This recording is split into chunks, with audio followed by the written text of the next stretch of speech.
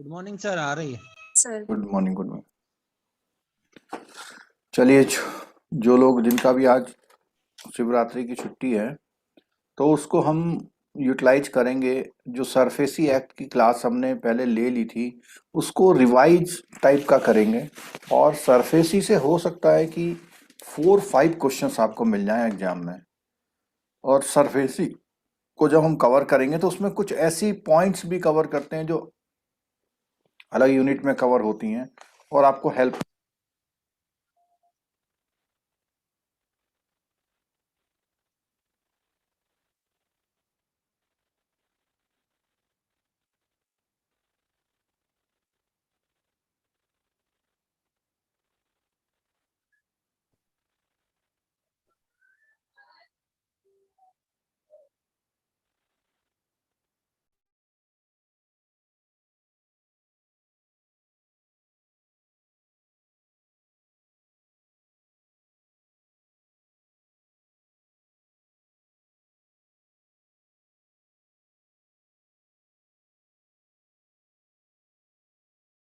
Hello,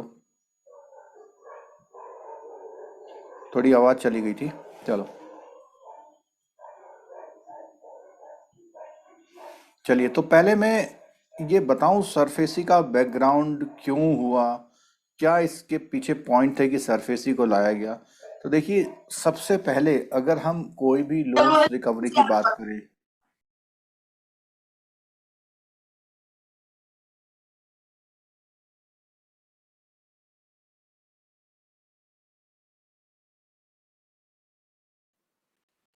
तो bank में जितने भी लोन्स होते हैं उनके रिकवरी के क्या क्या तरीके हैं। सबसे पहला तरीका है कि ऑटो, कि वो कस्टमर खुद आ जाए।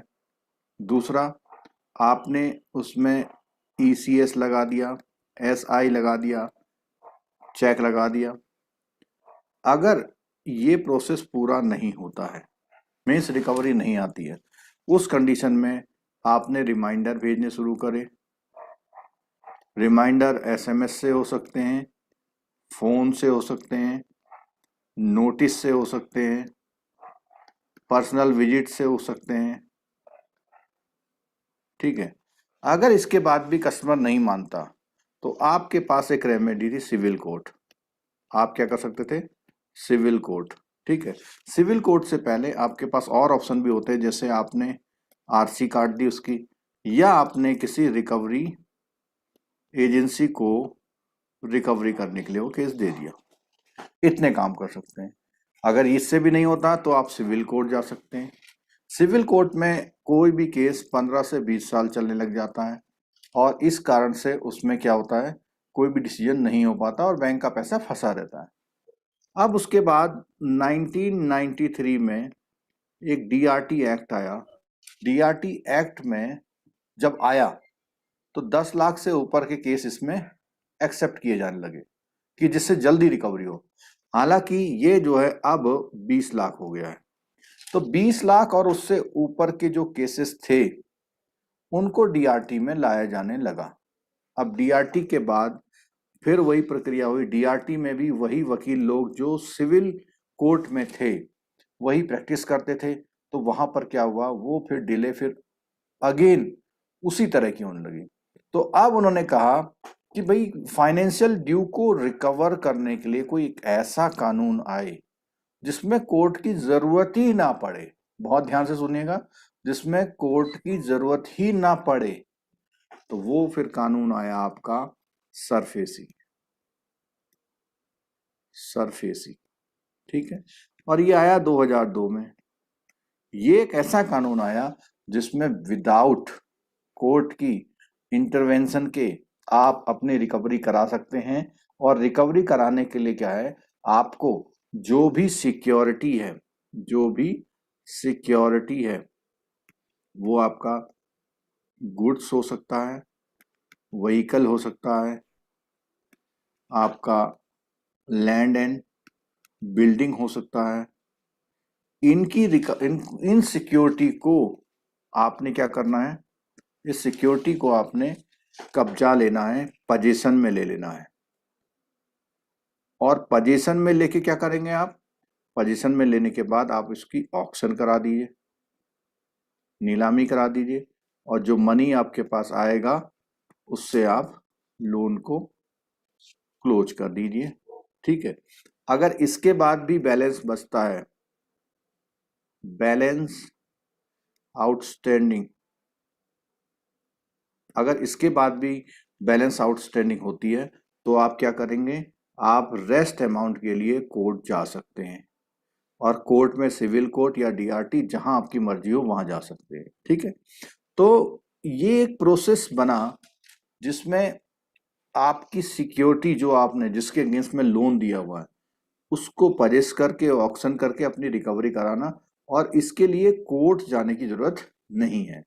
मीन्स कोर्ट से आपको डिक्री लाने की जरूरत नहीं है कि मैं इसकी प्रॉपर्टी बेचना चाहता हूं, उसके लिए कोर्ट का आदेश लाने की जरूरत नहीं है। सरफेसी एक्ट में बैंकों को खुद एम्पावर किया गया, और अगर किसी को कोई प्रॉब्लम होती है तो डीएम को और सीजेएम को, इनको एक पावर दी गई स्पेशल, तो वहां पर वो अप्लाई करेंगे, और पुलिस फोर्स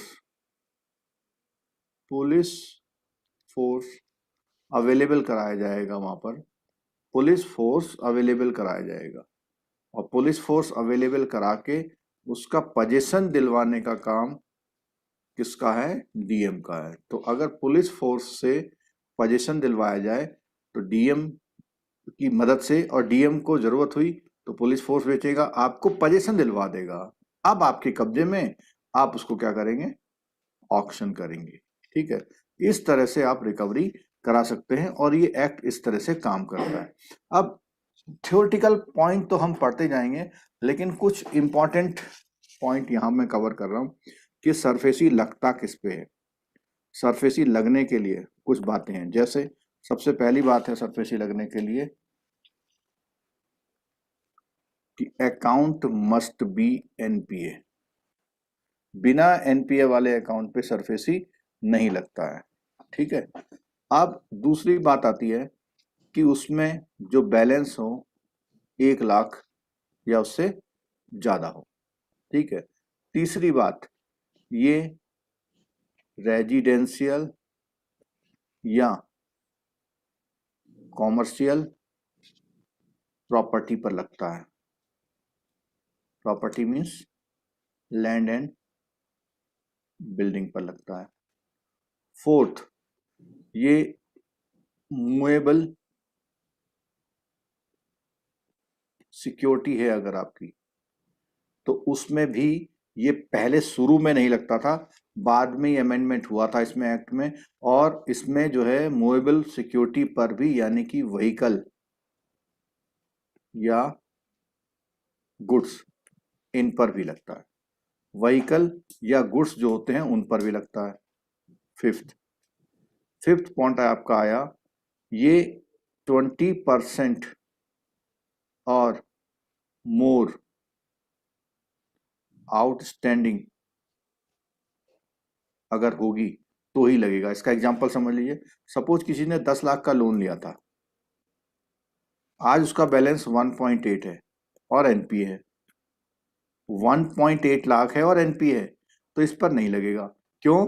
उसने अपनी रिकवरी का 80% से ज्यादा आपको पेमेंट कर दिया है। तो इस केस में जो रिकवरी होगी वो सरफेसी से नहीं हो पाएगी। ठीक है।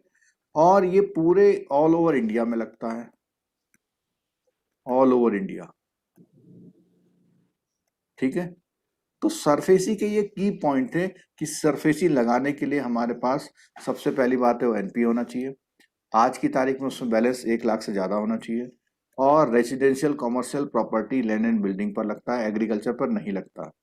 मैं यहाँ पे लिख रहा हूँ एग्रीकल्चर लैंड पर नहीं लगता है। ठीक है। मूवेबल सिक्योरिटी पे व्हीकल या गुड्स हो, स्टॉक हो, उस पर भी लग जाता है, क्योंकि आपको तो पोजीशन में लेके सेल करनी हो चीजें। ठीक है। और आज जब आप सरफेसी लगाएं तो उसके बैलेंस जो है 20% उससे ज्यादा होना चाहिए, ऑल ओवर इंडिया में लगता है। इतने इंपॉर्टेंट पॉइंट इसमें हैं जो बेसिक, अभी मैं सब बेसिक बता रहा हूँ, बाद में क्या होगा, हम बुक को पढ़ेंगे, थॉरोली पढ़ेंगे, सर एक एक गुड्स में लाइन भी पढ़ेंगे। लगता है क्या? बिल्कुल, सर हाइपोथिकेशन है। गुड्स में भी लगता है? हाँ, वो उसमें कंडीशन क्या है कि आपको पोजीशन लेना है और आपकी सिक्योरिटी कैसे सिक्योर्ड हो।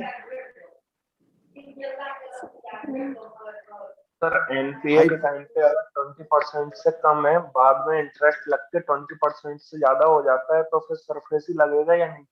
लगेगा। जिस दिन सरफेसी आप लगाएंगे उस दिन उसका बैलेंस 20% और उससे ज्यादा होना चाहिए ओके सर। आउट लोन का। ठीक है। अच्छा, ये भी क्वेश्चन चल रहा था कि गुड्स पे कैसे लगा। देखो, इसने कहा है कि हाइपोथिकेशन वाले केसेस पे भी सर्फेसी लगेगा, और हाइपोथिकेशन व्हीकल के अलावा गुड्स, प्लांट एंड मशीनरी पे होता है। लेकिन सरफेसी लगाने के लिए बेसिक चीज रिकवरी के लिए क्या है, आपको उस चीज को क्या करना पड़ता है।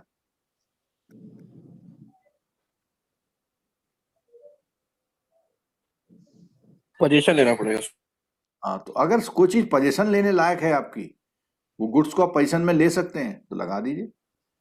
अब वहां प्रॉब्लम कहाँ आएगी आपको, जैसे मान लिया कोई मछली का तालाब है, तो मछली को वो करना है आपने, तो आप नहीं कर पाएंगे क्योंकि प्रैक्टिकलिटी में फंस जाएंगे वहां पर आप, उसके गुड्स को कब्जा नहीं पाएंगे।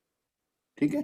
तो ऐसी कुछ प्रैक्टिकलिटी वहां आती। तो आमतौर पर सबसे इंपॉर्टेंट होता है लैंड बिल्डिंग पर, व्हीकल पर, और गुड्स कोई ऐसी चीज जिसको आप कब्जा सकते हैं, मशीनरी खास तौर से, तो वहां पे सरफेस ही लगा दिया जाता है। ठीक है।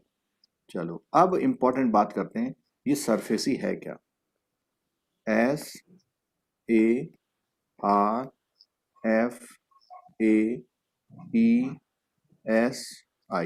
ये 3 पार्ट में है।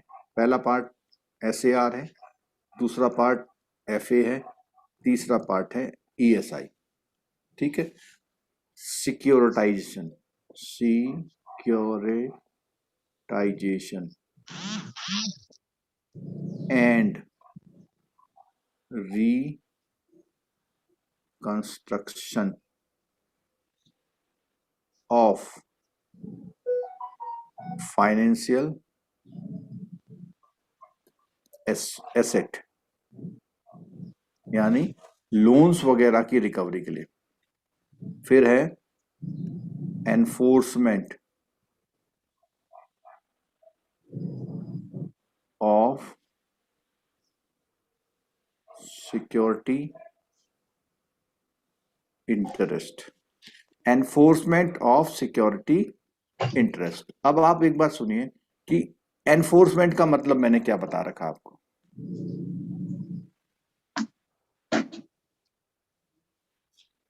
एनफोर्समेंट का मतलब क्या बता रखा मैंने, उसको लागू करना। हाँ, लागू करना। सिक्योरिटी इंटरेस्ट को लागू करना। सिक्योरिटी इंटरेस्ट मतलब, सिक्योरिटी इंटरेस्ट का मतलब है ऐसी कोई भी सिक्योरिटी जिसमें आपका कोई इंटरेस्ट हो। इंटरेस्ट होने से मतलब है क्योंकि आपने उसके अगेंस्ट में लोन दिया हुआ है, तो आपको लगता है ये मेरी चीज है, आपका लगाव है, जुड़ाव है उससे। ठीक है। तो सिक्योरिटी इंटरेस्ट को इन्फोर्समेंट करना मींस, सिक्योरिटी इंटरेस्ट को इन्फोर्समेंट करना का मतलब कि उसको क्या कर लेना,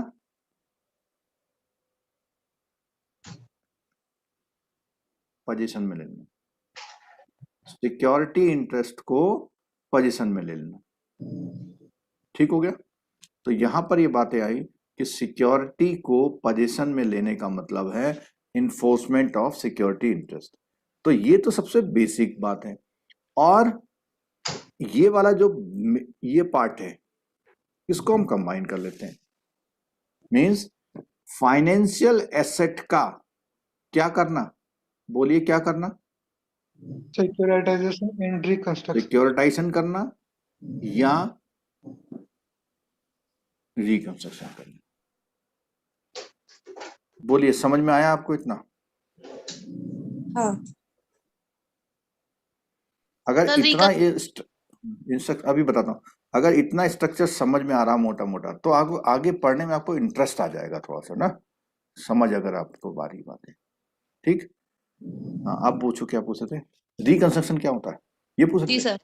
जी रिकंस्ट्रक्शन का मतलब होता है कि लोन का जो लोन जिसके लिए दिया हुआ है उस कंपनी का उस ऑर्गेनाइजेशन का मैनेजमेंट अपने हाथ में ले लेना, उनको कंसल्टेंसी करना, उनके लोन्स अगर मान लिया उनकी कंपनी थोड़ा एक मशीन की वजह से पीछे जा रही है, उस मशीन को और फाइनेंस करवा देना, कोई और हेल्प चाहिए उनको, ठीक है, मतलब किसी भी तरह की उस लोन को, उस फाइनेंशियल एसेट को कुछ ऐसा करना, ईएमआई का टाइम बढ़ा देना, ठीक है, कुछ समय के लिए कुछ सीसी लोन जो था उसको टर्म लोन में बदल देना।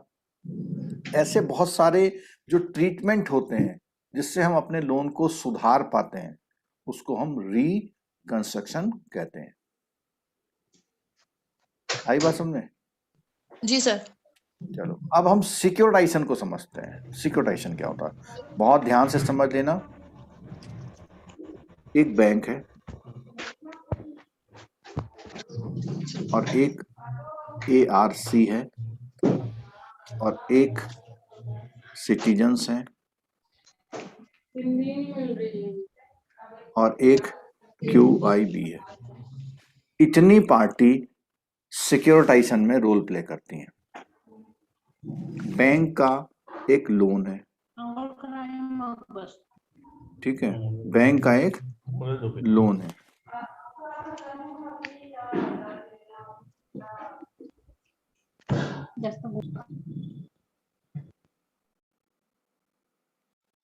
बैंक का एक लोन है, सपोज कीजिएगा 20 लाख का, ठीक है, और ये लोन कौन सी कैटेगरी में डिवाइड वो है, एनपीए में, ठीक है, और आपको पता है ये एनपीए का लोन है तो आपको कोई बेनिफिट तो दे नहीं रहा है और आपको लगता है कि मुझसे इसकी रिकवरी नहीं होने वाली, तो आप क्या करते हैं, इस लोन को क्या कर देते हैं, सेल कर देते हैं। लोन को खरीदने वाला कौन है, एआरसी। एआरसी इसको 17 लाख में परचेज कर लेती है, ठीक है। अब 17 लाख में इसने परचेज कर लिया आपसे लोन, तो आपकी जो बैलेंस शीट है, आपकी बैलेंस शीट में से ये लोन क्या हो जाएगा, हट जाएगा, ठीक है। उसके बदले में आपके पास 17 लाख रुपए आ जाएंगे। अब एआरसी के पास 17 लाख रुपए नहीं है, वो क्या करता है, वो क्यूआईबी के पास जाता है। क्यूआईबी क्या होते हैं, मैंने म्यूचुअल फंड वाले टॉपिक में बताया था आपको कि म्यूचुअल फंड क्यूआईबी होता है, आपका इंश्योरेंस कंपनी क्यूआईबी होता है, आपके पेंशन फंड क्यूआईबी होते हैं, आपके प्रोविडेंट फंड क्यूआईबी होते हैं। मतलब ऐसे ऑर्गेनाइजेशन जो लोग शेयर मार्केट में, कैपिटल मार्केट में इन्वेस्टमेंट करते हैं बल्क में, उनको सेबी ऑथोराइज कर देता है कि वो क्यूआईबी हैं, क्वालिफाइड इंस्टीट्यूशनल बायर हैं, वो फंड को इन्वेस्ट करते हैं। और क्यूआईबी जो होते हैं वो क्यूआईबी फंड को किससे लेते हैं, पब्लिक से, और पब्लिक से उन्होंने फंड ले लिया और ये फंड किसको देते हैं, वो बैंक को, ठीक है। तो ये जो क्यूआईबी हैं, ये क्यूआईबी से पैसा बैंक को मिल गया। अब सर बात तो आई, एआरसी को क्या मिला? हाँ, एआरसी को तो लोन मिला खराब वाला, एआरसी को लोन मिला खराब वाला, लेकिन क्यूआईबी कहेगा मुझे क्या मिला। तो एआरसी जो है, जो एआरसी है आपका, ये एआरसी एक सिक्योरिटी रिसीट देता है, सिक्योरिटी रिसीट देता है, मींस एक प्रॉमिस देता है, एक बॉन्ड पेपर देता है जिसमें लिखता है कि मैंने जो है आपका 17 लाख रुपए ले रखा है, ठीक है। ये जो नीचे सिटीजन है, इन्होंने इन्वेस्टमेंट क्यों किया, इसलिए किया कि 17 लाख का लोन से रिकवरी कितने की होगी, 20 लाख, ठीक है। और जब रिकवरी होगी तो 17 का जब 20 होगा तो ये बेनिफिट थोड़ा सा एआरसी को मिलेगा QIB को केवल कमीशन मिलेगा और बाकी बचा हुआ पैसा कहाँ ट्रांसफर होगा? इन्हीं लोगों पर ट्रांसफर होगा। कुछ समझ में आया? हाँ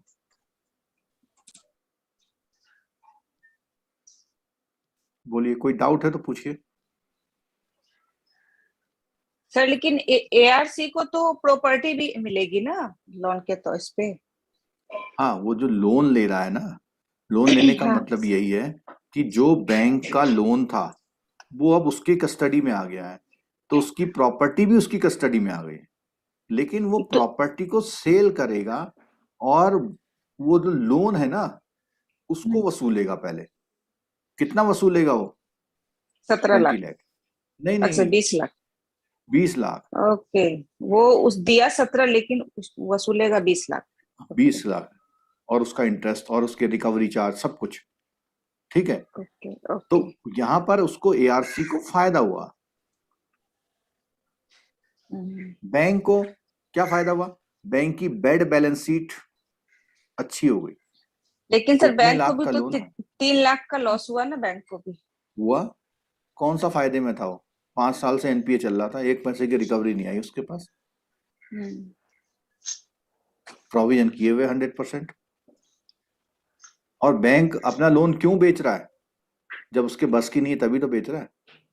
हाँ। अगर बैंक अपना लोन रिकवर कर पाता तो ARC की जरूरत नहीं पड़ती।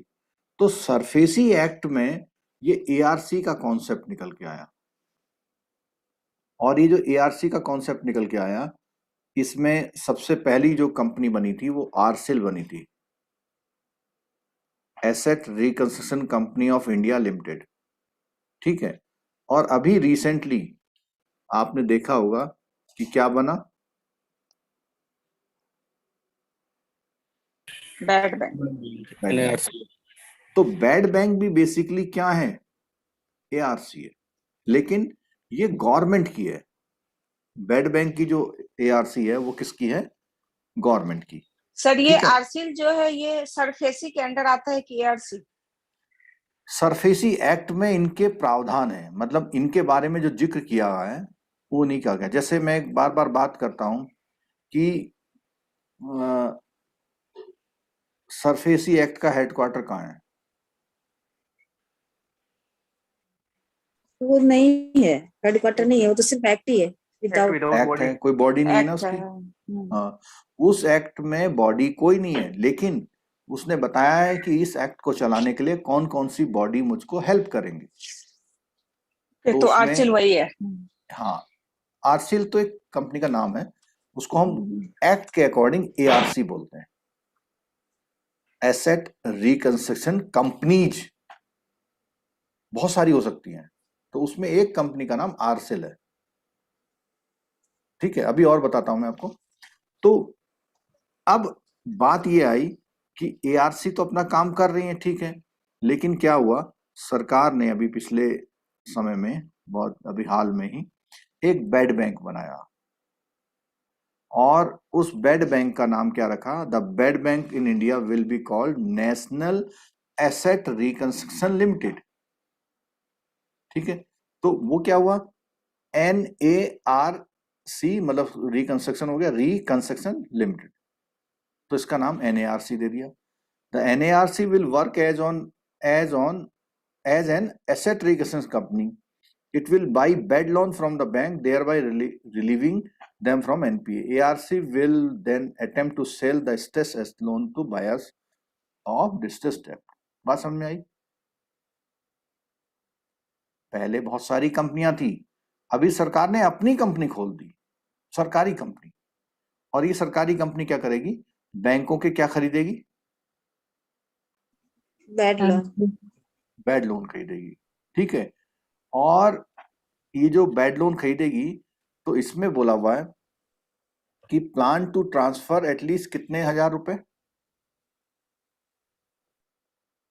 50,000 करोड़। 50,000 करोड़ रुपए सरकार इनको देगी, कहेगी लो पैसे पकड़ो और खराब लोन खरीदो और उनकी क्या कराओ? रिकवरी कराओ, ठीक है। तो 50,000 का इन्होंने प्रोविजन किया। अब यहां पर लिखा हुआ है कि bad bank gets into action to acquire इतने करोड़ रुपए, तो 50 सर करोड़ दे रही है, इसमें तो इससे क्वेश्चन ज्यादा कैसे कैसे पूछ सकता है सर? इसमें क्वेश्चन कैसे पूछ सकता है 50 करोड़ में कि प्रोविजन कितना है ऐसे? नहीं, एकदम से ऐसे फिक्स है क्वेश्चन नहीं होंगे, आपसे कॉन्सेप्चुअलिटी में पूछ लेगा कि अगर कंपनी को पैसा मिल रहा है, क्या हो रहा है, कैसे करेंगे, कुछ कॉन्सेप्ट। आप अभी जो मैं क्लास ले रहा हूँ ना, उसमें कॉन्सेप्ट पे बहुत ध्यान दो, समझो बातों को, ठीक है? समझोगे तो वो चीजें याद भी रह सकती हैं, ठीक। अब यहाँ पर देखिए, यहाँ बोलता है India bad bank get into action acquire 82,840 crore 45 crore NPA सूद। अब इंडिया का जो बेड बैंक है, तो इसमें एक तो एनएआरसीएल बनाया, ठीक है, national asset reconstruction company limited will acquire and aggregate the identified NPA account from the bank and India Debt Reconstruction Company will handle the debt resolution। देखो, एक कंपनी बनाई, उस कंपनी में एक और कंपनी बनाई, India debt resolution company limited, वो इन लोनों पे सारा प्रोसेस करेगी। यानी एनएआरसीएल और आईडीआरसी, एनएआरसीएल और आईडीआरसीएल,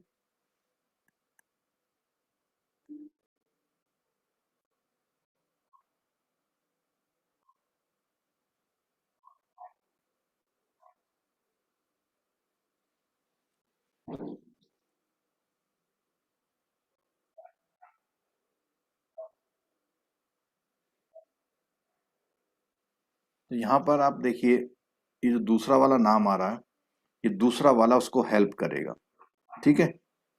और ये कैसे करेगी इसमें देखिए जरा,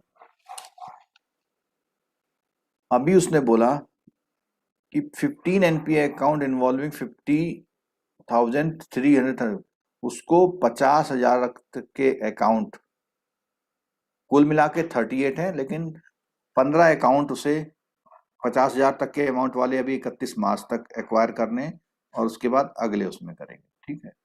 और ये बोलता है कि इससे क्या फायदा मिलेगा, इसे बोलता है both NARCL and IDRCL have been set up to resolve कितने लाख करोड़ के एनपीए, 2 लाख करोड़। 2 लाख करोड़ के, इस फेज में 2 लाख करोड़। अब मैं इसकी थोड़ी सी थ्योरी समझाता हूं आपको।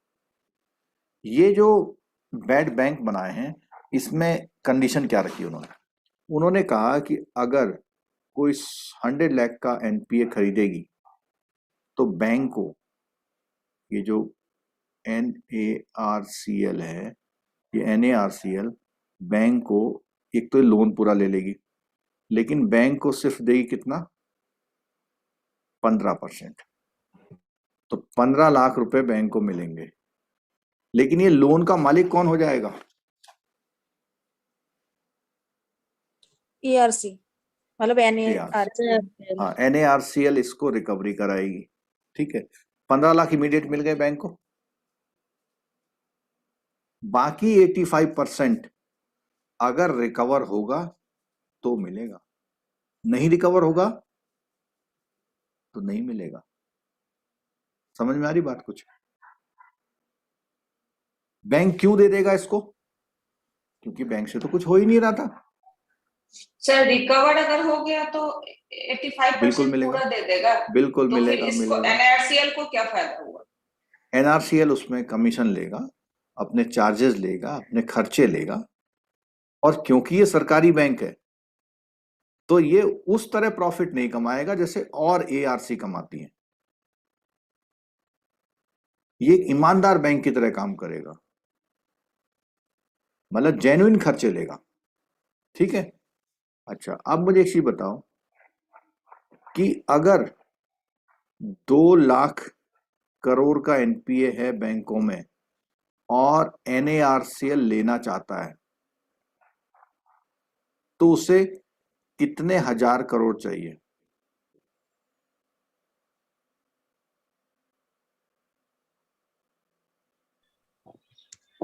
तीस कितना चाहिए? 15% तभी देना हुआ सर, 30,000 करोड़। 15%। 15% होना चाहिए ना उसके पास। हाँ, तो गवर्नमेंट ने क्या किया, पहले फेज में उसको 30,000 करोड़ दे दिए, और उन 30,000 करोड़ से वो कितना एनपीए एक्वायर करेंगे 31 मार्च तक? 50%। यानी बैंकों के 2 लाख करोड़ के एनपीए ये एक्वायर कर लेंगे। और 600 करोड़ इसलिए दिए गए कि वो अपना ऑफिस खोल रहे हैं, अपने एक्सपेंसेस हैं उसके कुछ, और अदर चीजें। बात समझ में आई? तो एनएआरसीएल को सरकार ने अभी कितने पैसा दिया हुआ है? 30,600 करोड़ रुपए दिया हुआ है, जिसमें से 30,000 करोड़ का तो वह एनपीए खरीद लेगी, और ये 30,000 करोड़ किनको दे देगी? बैंक को। बैंक को दे देगी। और वो बैंक के एनपीए 2 लाख करोड़ से इस समय क्या हो जाएंगे? कम हो जाएंगे। बैंकों के 2 लाख करोड़ के एनपीए कम हो जाएंगे, लेकिन वो बाकी जो पैसा है 85%, उसका लॉस भी पॉसिबल है। अब आप बताओ, क्या 85% का लॉस होगा पूरा बैंकों को? पूरा तो नहीं होगा। नहीं होगा। कुछ ना कुछ तो आएगा। अगर मान लिया वो जो सर्कुलर में 50,000 कुछ लिखा था वो क्या है? 50,000 देना है, लेकिन पहले फेज में 30,000 दिया, अच्छा, as a total 50,000। As a total 50,000। ये 31 मार्च तक का पहला फेज है। ओके। और कितने अकाउंट टारगेट किए उन्होंने टोटल? 38, जिसमें से 15 अकाउंट उन्होंने मार्च तक एक्वायर करने।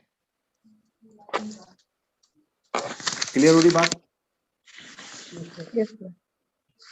ठीक है। अब एक बात और सुनिए, ये जो मैं अभी आपको बैड बैंक का कॉन्सेप्ट बता रहा हूं ना, आपको सरफेसी से तो लिंक कर ही रहा है, और हो सकता है वहां पे ऐसा ही कोई क्वेश्चन आ जाए कि आउट ऑफ दीज कौन सी एआरसीएल इंडिया में काम कर रही है। तो आपकी बुक में तो नहीं लिखा हाँ हुआ, सर। लेकिन अगर आपने क्लास देखी है सर तो एक आप आंसर क्वेरी कर है, पाएंगे। वो जो हाँ।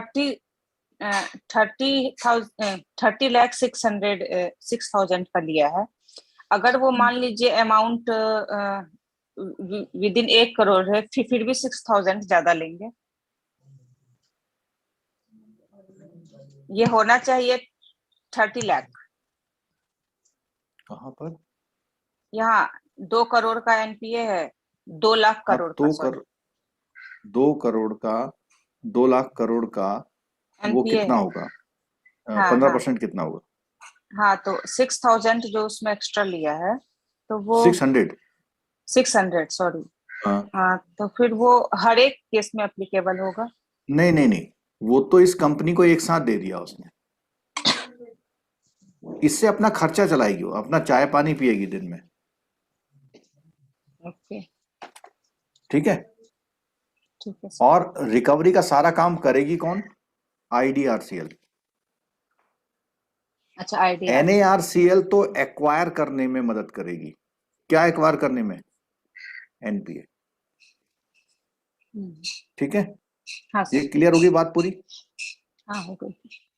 अब जैसे हमने एग्जांपल दिया था कि एआरसीएल क्या कर रही है, हमने यहां बताया एआरसीएल। तो एआरसी की अगर हम बात करें तो बहुत सारी एआरसी कंपनी इंडिया में काम कर रही हैं। ठीक है।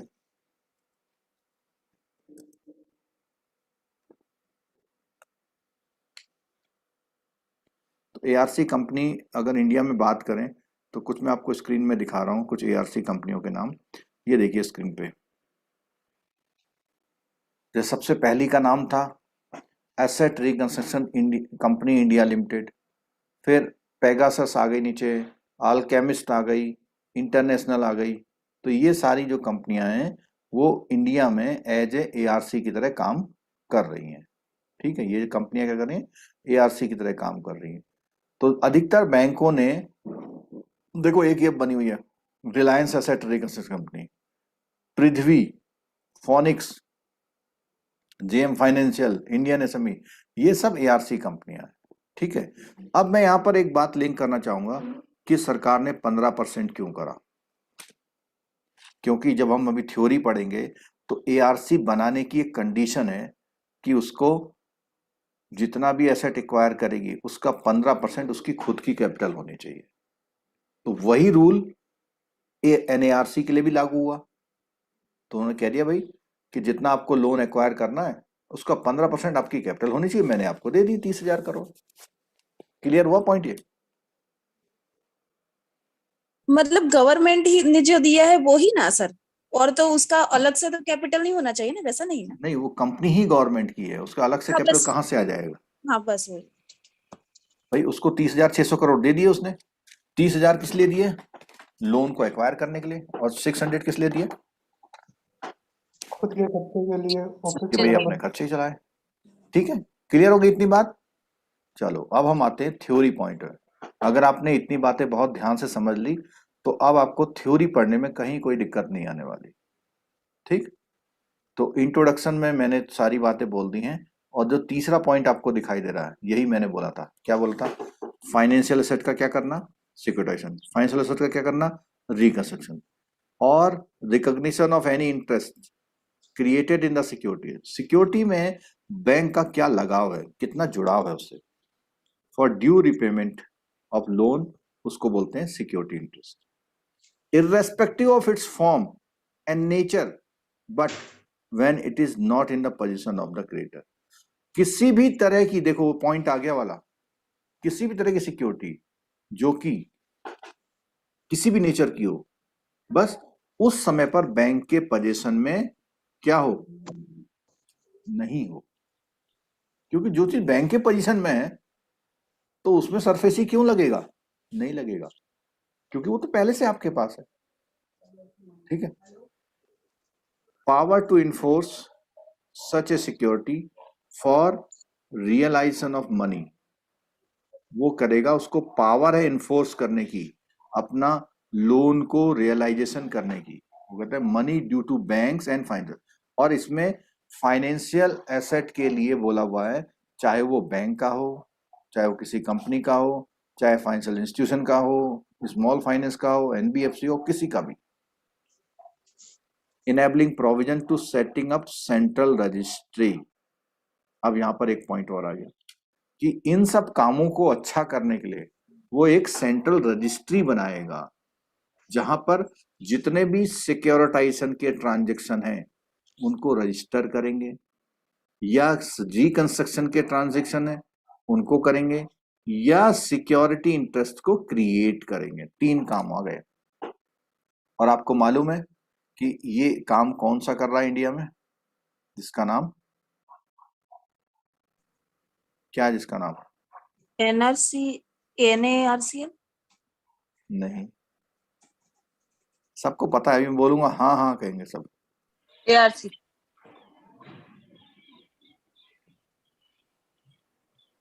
सरसई। सरसाई। तो सरसाई जो बना है वो इसी एक्ट की देन है। क्योंकि सरफेसी का मामला है, उसका पर्पज है कि बैड लोन को रिकवरी कराना है। अब उसने क्या सेटअप कर दिया? सरसाई सेटअप कर दिया। तो सरसाई क्या करता है? क्रिएट करता है, रजिस्टर करता है। किस चीजों को? ट्रांजैक्शन को। कौन से ट्रांजैक्शन को? सिक्योरिटाइजेशन के या रिकंस्ट्रक्शन के। ठीक है, मतलब ऐसी कोई भी एक्टिविटी होगी तो उस एक्टिविटी को आपको कहां पे इनरोल करना पड़ेगा? सरसाई में। सरसाई में। जो अभी हम ऊपर चार्ट बना रहे थे जिसमें हम एआरसी का रोल बता रहे थे, एआरसी जो भी काम करेगा उसकी सारी घटनाएं कहाँ रिकॉर्ड होंगी? सरसाई में। सरसाई। ठीक है, अच्छा इसके अलावा ऐसे ही एक क्वेश्चन और पूछता हूं। सरसाई इस काम के अलावा एक और काम करता है, जल्दी से बता दीजिए। 2 नंबर का क्वेश्चन है। केवाईसीआर के लिए।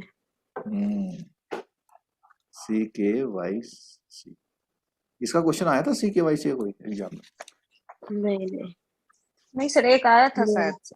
याद नहीं है KYC ठीक से का बट अपडेशन जो फरवरी में हुआ है उसका आया था, कौन सा सेक्शन अपडेट हुआ है?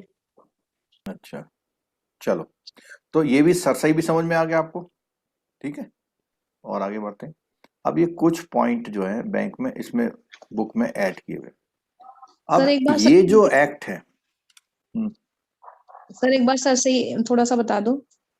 सरसई वो ऑर्गेनाइजेशन है जहां पर लोन हम देते हैं जब और उसकी सिक्योरिटी लेते हैं तो उसको हमें सरसई में रजिस्टर्ड करना पड़ेगा। या अगर हम किसी एनपीए अकाउंट का रिकंस्ट्रक्शन करते हैं, सिक्योरिटाइजेशन करते हैं, उनको भी हमें वहां पे रजिस्टर करना पड़ेगा। और दूसरा आदमी सरसई से कोई भी जानकारी ले सकता है कि भाई एक प्रॉपर्टी है, इसके बारे में बताओ, तो सरसई में सारा नाम डाल दो प्रॉपर्टी का, तो सरसई बता देगा कि ये प्रॉपर्टी उस बैंक में गिरवी है। अभी तक इक्विटेबल मॉर्गेज का कोई भी सेंट्रल रजिस्टर अवेलेबल नहीं था। सारे बैंक इसके मेंबर हैं और सब लोग अपनी प्रॉपर्टी को उसमें चार्ज करते हैं, ठीक है। और ये जो है इलेक्ट्रॉनिक रिकॉर्ड रखता है, सर्च रिपोर्ट निकालता है। जैसे सिबिल है ना, सिबिल लोगों की इंफॉर्मेशन देता है, सरसई किसकी इंफॉर्मेशन देता है, बोलो? प्रॉपर्टी के सिक्योरिटी की, प्रॉपर्टी की, सिक्योरिटी की, ठीक है। ठीक है सर। चलो आगे देखिए। तो जम्मू कश्मीर में ये पहले से ही लागू था, इसके लिए बाद में अलग से कहने की जरूरत नहीं पड़ी। जब ये आया था ना शुरू से जम्मू कश्मीर, एक्सिस कौन कौन कर सकता है इसको, सरसई को? आम आदमी भी कर सकता है। हाँ वही तो क्वेश्चन था। आम आदमी भी कर सकता है इसको सरसई। हाँ सर ये था छोटी सी- क्वेश्चन, ये इंडिविजुअल और बैंक आईडी पासवर्ड नहीं होता है सर इसके लिए? वो रजिस्टर वगैरह करा के सब सिस्टम है, लेकिन उसकी 10 रुपए या 20 रुपए फीस है, कोई भी कर सकता है। सर पहले 500 जाते थे ना। हाँ, इसकी फीस का कहीं स्ट्रक्चर, बल्कि हमारी किसी क्लास में इसका जिक्र हुआ है, सरसई के बारे में एक जिक्र कभी किसी क्लास में हुआ है हमारा, या तो पिछले वाले सरफेसी की क्लास में ही हुआ होगा शायद, ठीक है। चलो, और थोड़ा याद रहे तो उसके लिए एक चीज और कर देता हूं मैं आपको।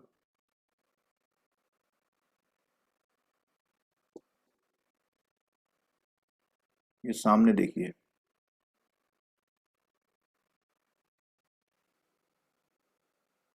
दिख रहा है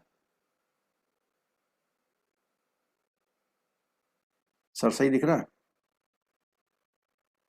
वो तो दिख रहा है सर, पर क्या दिख? पब्लिक सर्च भी दिख रही है, asset based search, data based search, AOR based search, search report, learn more, user manual, ठीक है। इसी में एंटिटी का रजिस्ट्रेशन कर, पब्लिक सर्च भी है, देखो ये देखना, जनरल पब्लिक सर्च भी कर सकती है। जनरल पब्लिक भी जा करके वहां सर्च, अपने उसमें सब कुछ दिया उसने, कोड फोड आएगा, पैसा जो भी कुछ है, जैसे सर सिविल होती है। इसमें तो किसी कंपनी का भी सर्च कर सकते हैं तब। यह है ना, ये इतने बेसिस पे कर्जदार का भी सर्च कर सकते हो कि उसने कोई प्रॉपर्टी तो नहीं गिरवी रखी हुई है। सर लेकिन ये तो सर कॉन्फिडेंशियल नहीं, अगर इंडिविजुअल कोई अगर नहीं किसी है, का सर्च कर रहा है। पब्लिक, इसको पब्लिक कर दिया। लोन अगर आप ले रहे हो, आप बाहर निकल गए घर से तो पब्लिक हो गया, लेकिन लोन वाली आएगी प्रॉपर्टी, बस सारी नहीं आएगी इसमें। तो फिर वो डालने वाला सिर्फ बैंक ही कर सकती है ना, तो मेंबर तो सिर्फ बैंक ही रहेगी, सिर्फ ये तो अरे सर्च नहीं, ऑप्शन पब्लिक दिया के लिए भी फ्री दिया हुआ है। आप कल को अपने बगल वाला प्लॉट खरीदना चाहते हैं ना, तो उस प्लॉट की चेक कर सकते हो, वकील के पास जाने की जरूरत नहीं है। नहीं, वो सर्च हुआ ना सर, वो वन हाँ। टाइप ऑफ सर्च हुआ। पर अगर हाँ। मुझे डालना है कि मेरी ये सब प्रॉपर्टी है, वो मैं हाँ इसके पास बिल्कुल, मॉर्गेज है, वो तो वही वो तो करेगी। अरे लोन आप थोड़ी देते हो, लोन तो फाइनेंशियल इंस्टीट्यूशन देता है ना। हाँ, तो इस केस में तो यही होगा ना, पब्लिक तो हाँ, सिर्फ फाइनेंशियल सर्च कर इंस्टीट्यूशन, पाएगी। हाँ ठीक है। ये इसकी फुल फॉर्म है, central registry for securitisation asset reconstruction and security interest of India, ठीक। अच्छा, एक पॉइंट और मैं इसमें कहता, यहाँ लिखा हुआ है कि टाइम इनटू सरसई 2, ये जो सरसई 2 आया हुआ है ना, इसी में CKYC वाला प्रोविजन बनाया था।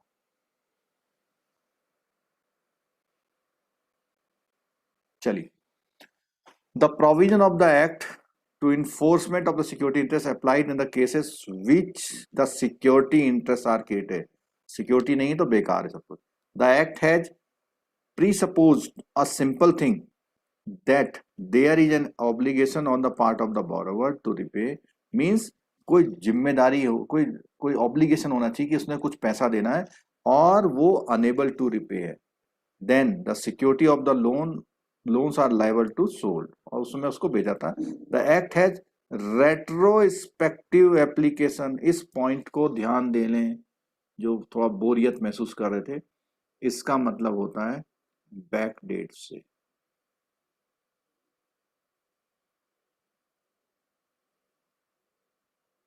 ठीक है, तो क्या बोला?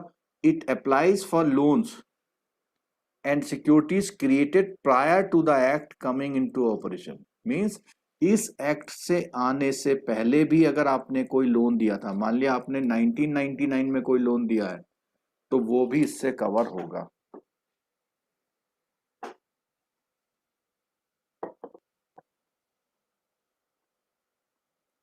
चलो अब देख लो, वो बिंदु वो पॉइंट आ गए जो फैक्ट में आ सकते हैं।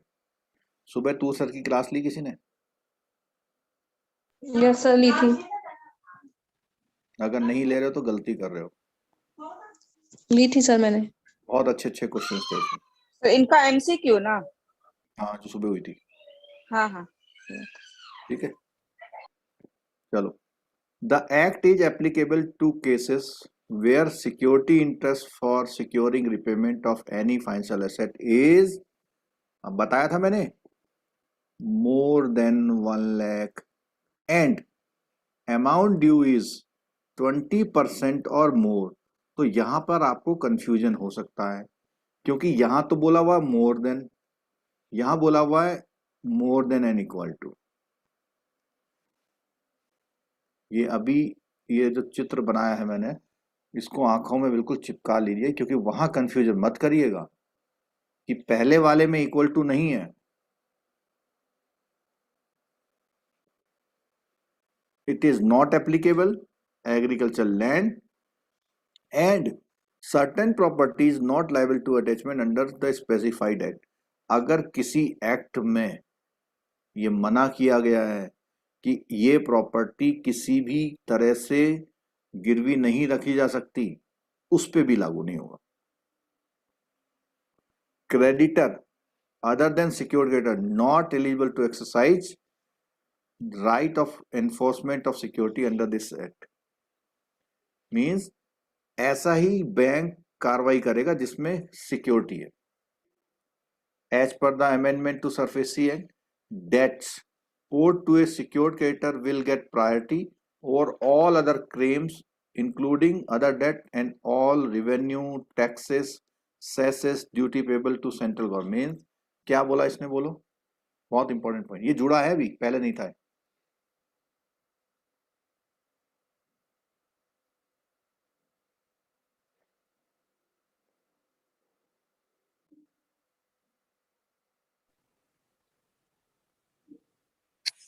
नहीं समझ में आया किसी प्रॉपर्टी को? जिसके पास होगी उसको प्रियोरिटी मिलेगा सर। जिस बैंक के पास प्रॉपर्टी होगी उसको प्रियोरिटी मिलेगा सारे डेट, रेवेन्यू, टैक्सेस रिकवर करने में। अच्छा, अभी YouTube में बोल रहे हैं कि ये 6000 करोड़ किया है, ये मुझे देखना पड़ेगा, मेरे को तो 600 करोड़ का याद था। किसी और को पता है?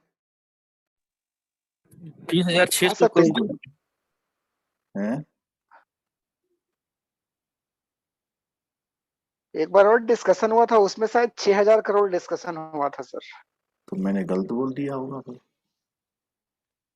क्योंकि वो मैं सुनना चाहता था कि 6000 करोड़ कहाँ आया है, लेकिन वो नहीं सुनने मिला।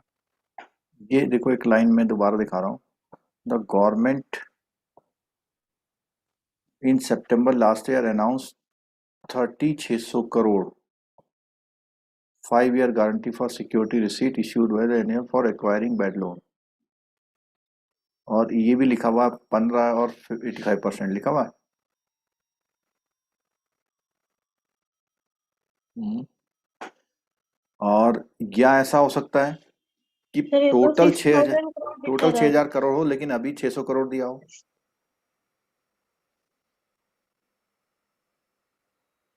बोलो, हो सकता है ना ऐसा?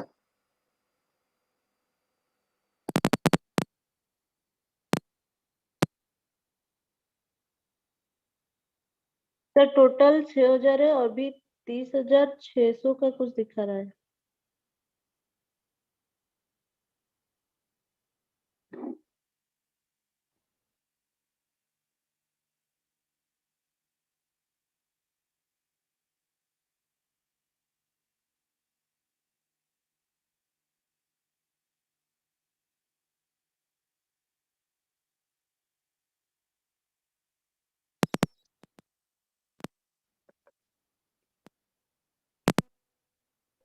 छह हजार करोड़ प्रपोज्ड है सर। हेलो, हाँ, कहाँ लिखा हुआ ये? अभी मैं ग्रुप में भेजूं क्या सर? नहीं, वेबसाइट किसकी है? ये हिंदी का व्यवसाय ये नहीं दिख रहा। ये इसमें होम इकोनॉमी पॉलिसी में दिखा रहा है। अच्छा, तो ये हो सकता है, हाँ, ये हो सकता है कि टोटल 6000 करोड़ का प्रोविजन हो लेकिन पहले चांस में उसने कितना दिया हो? 600 करोड़। ठीक है, तो इसको इसी तरह से आप लोग थोड़ा सर्च करके कर लीजिएगा। अभी हम इस पर नहीं जा रहे हैं क्योंकि हमारा फिर डेविएट हो जाएगा मतलब।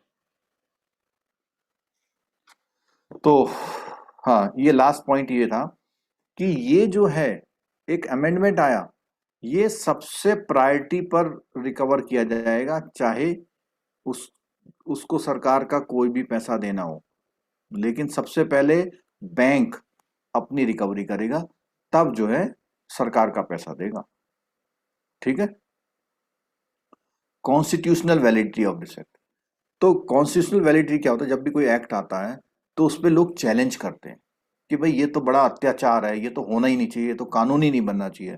तो इसमें होता क्या था कि अगर कोई बोरोवर इस बैंक के एक्शन के अगेंस्ट कोर्ट जाना जाता है और वो कोर्ट होती है डीआरटी, तो उसे 75% पहले जमा करना पड़ता, तब उसकी बात सुनी जाती थी। तो उन्होंने कहा कि ये जो बात है 75% वाली, वो अनरीजनेबल है, ऑपरेसिव है, आर्बिट्रेरी है और वॉयलेटिव है आर्टिकल 14 के। मीन्स आपने उसे जब 75% लेके उसकी बात सुनोगे, वो कहेगा लो 25% और ले लो, मुझे माफ करो। तो इसमें मारदिया केमिकल्स का एक केस आया था। ये क्वेश्चन आता है कि सुप्रीम कोर्ट ने डिसीजन दिया मारदिया केस, मारदिया केमिकल्स, ये गई कोर्ट में कि भाई क्या मजाक बना रखी है 75%। तो इस कोर्ट में फिर डिसीजन हुआ इस केस में कि अब जो है वो कितना परसेंट हो गया है, 50%। तो उसने बोला an aggrieved person have now a right to refer the matter to DRT and then to appellate tribunal by depositing 50% of the claimed amount. अब उसे कोर्ट जाने के लिए 50% पैसा दे करके करना पड़ सकता है। ठीक है, मैं आपसे बार बार एक रिक्वेस्ट करता रहता हूं कि जो टॉपिक हमारे होते हैं उन टॉपिक्स के बाद आप लोग क्या करते जाया करें, क्वेश्चन आंसर। क्वेश्चन आंसर कर लिया करें, तो बेहतर रहता है। अब बाकी क्या कहें, आप खुद समझदार हो।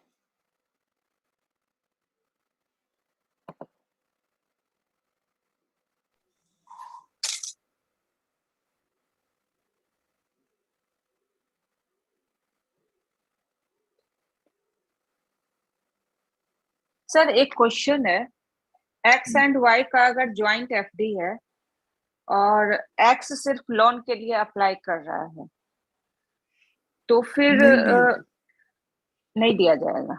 ओके। अगर वाई कंसेंट देता है तो हो जाएगा सर। वही क्या देता है? कंसेंट उसमें अगर अथॉरिटी मैंडेट देता है भाई इसको दे दो पैसा। तो अगर वो तो फिर दोनों ही हो गए ना शामिल। हाँ, लेकिन सर ई और क्या? एस रहेगा फिर भी नहीं दे सकते हैं। किसमें नहीं? उसमें कंसेंट लेते हैं बैंक, बैंक जो है उसमें कंसेंट लेता है, क्योंकि बाद में डिस्प्यूट से बचना जाता है बैंक ना।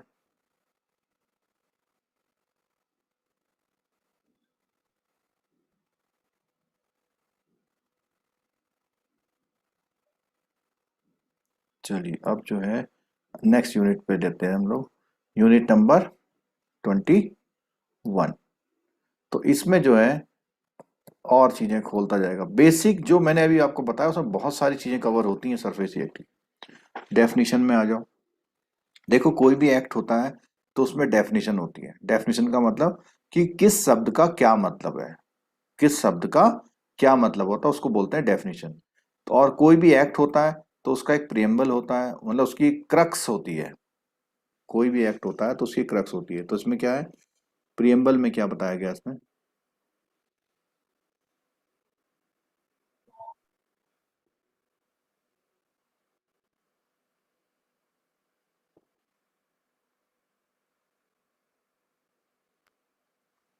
The preamble of a statute indicate, तो इसमें बोला हुआ an act to regulate securitisation, reconstruction of financial asset and the enforcement security interest and to provide a central database. तो ये बाद में जुड़ा हुआ है, पहले ये नहीं था।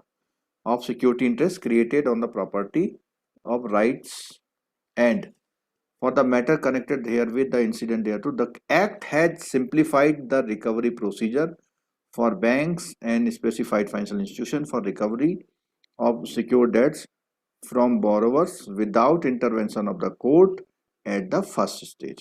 पहले स्टेज में कोर्ट की जरूरत नहीं है। दूसरे स्टेज का मतलब जब वो कोर्ट जा सकता है डीआरटी में। The powers so given by the act have an overriding effect. ये भी ध्यान रखना, ओवरराइडिंग ध्यान रखना, एक्ट का मतलब, इफेक्ट का मतलब होता है कि पुराने जो भी रिकवरी के कानून थे उनसे ऊपर है ये।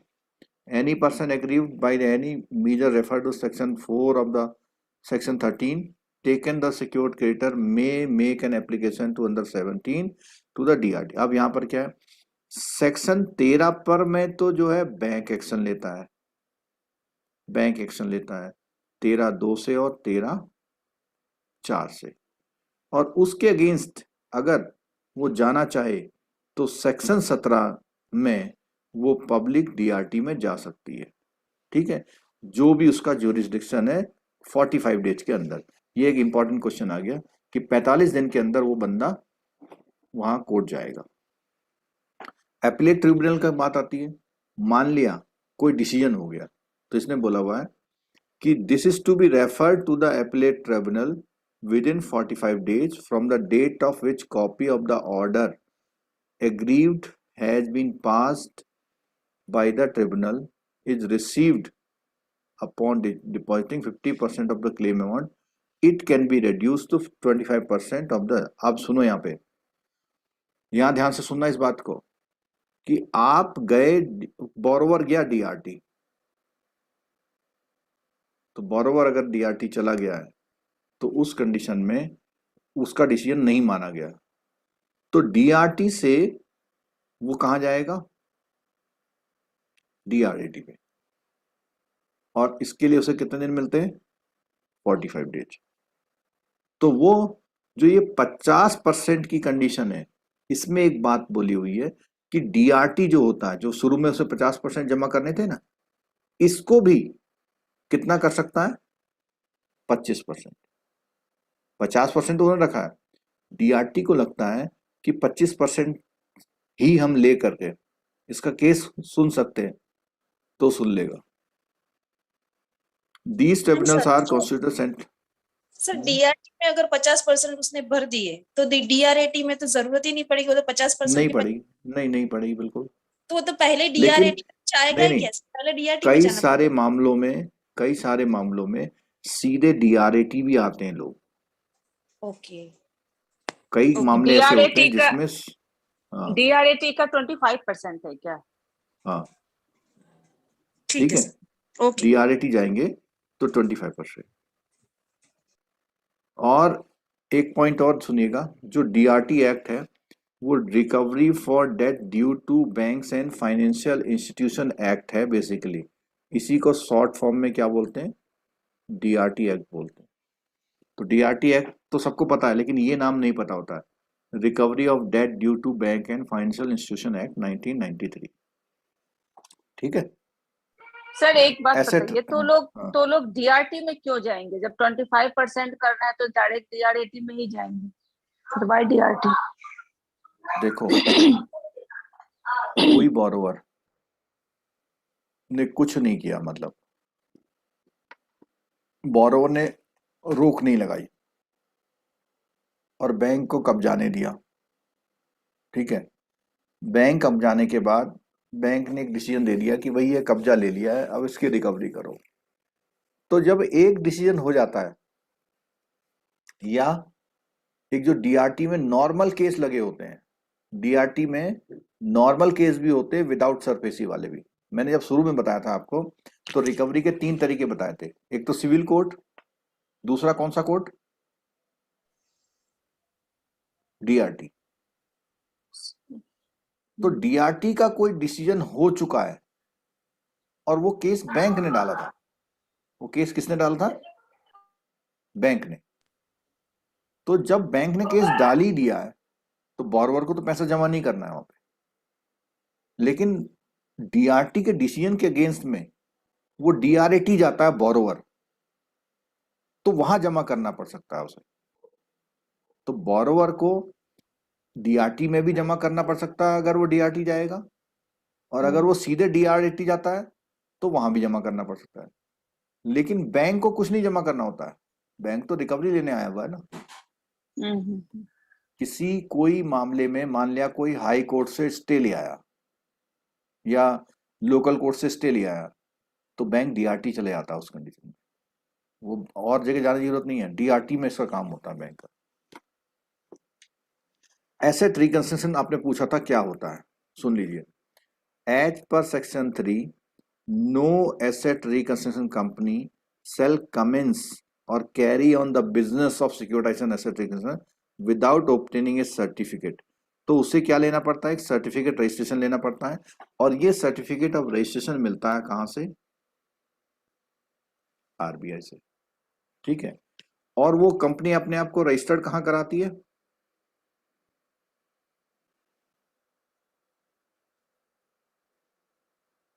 बोलिए। आरओसी में।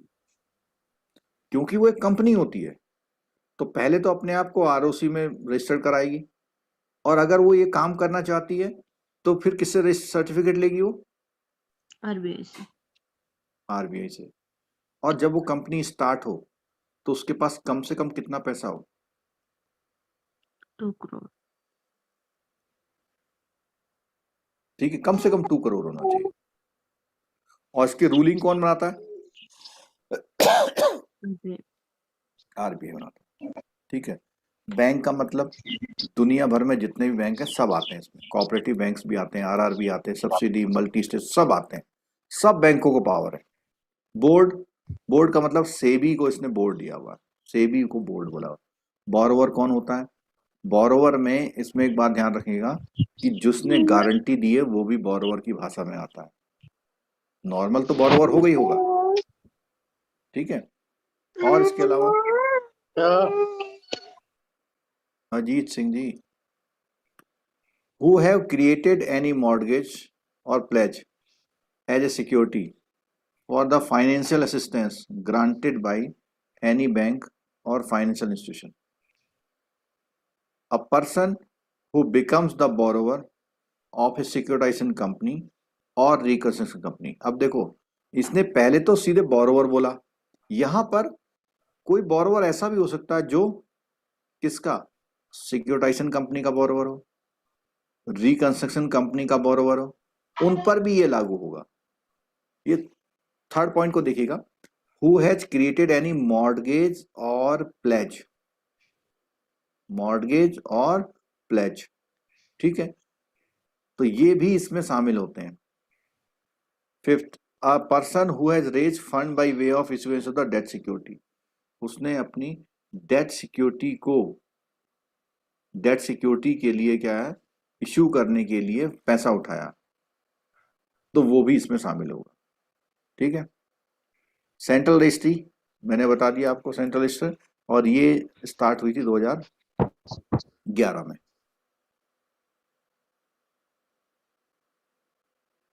दो 2016 में इसमें कुछ चेंजेज आए थे। क्या थे? Are required to register transaction with central registry of the securitisation asset the particular of transaction charges required to be mandatorily registered include, तो इनको मैंडेटरी रजिस्टर्ड करने पड़ेंगे। ऑल पर्टिकुलर क्रिएशन, जो मैंने पहले अभी थोड़ी बात हो गई थी, क्रिएशन का, मॉडिफिकेशन का और सेटिस्फेक्शन का। अच्छा, क्रिएशन तो समझ में आ रहा है, मॉडिफिकेशन भी समझ में आ रहा है, सेटिस्फेक्शन बताओ क्या होता है? हटाने वाला वो, मॉर्गेज जब हटाएंगे तब। कैंसिलेशन मीन्स अगर आपका लोन बंद हो गया है तो उसको हटाने का काम भी करेगी। ऑल पर्टिकुलर क्रिएशन, मॉडिफिकेशन और satisfaction of security interest other than mortgage bye deposit. अब देखो इसमें एक बात इसने बोला हुआ है कि क्रिएशन के, मॉडिफिकेशन के, सेटिस्फेक्शन के, किसी और तरह के क्रिएशन जो कि टाइटल डीड वाले ना हो, तो टाइटल डीड वाले नहीं होंगे। एक तो उसने पहले बोला टाइटल डीड वाले, और दूसरे में बोला, ये बोला ना, पहला बोला हुआ है इक्विटेबल मॉर्गेज वाले, दूसरा बोला हुआ है किसी भी तरह वाले, और तीसरा बोला हुआ है इसने कि plant, machinery, stock, book debt, whether existing और फ्यूचर। ये आ गया पॉइंट जिसपे आप लोग क्वेश्चन कर रहे थे ना, क्वेश्चन किया था ना आपने।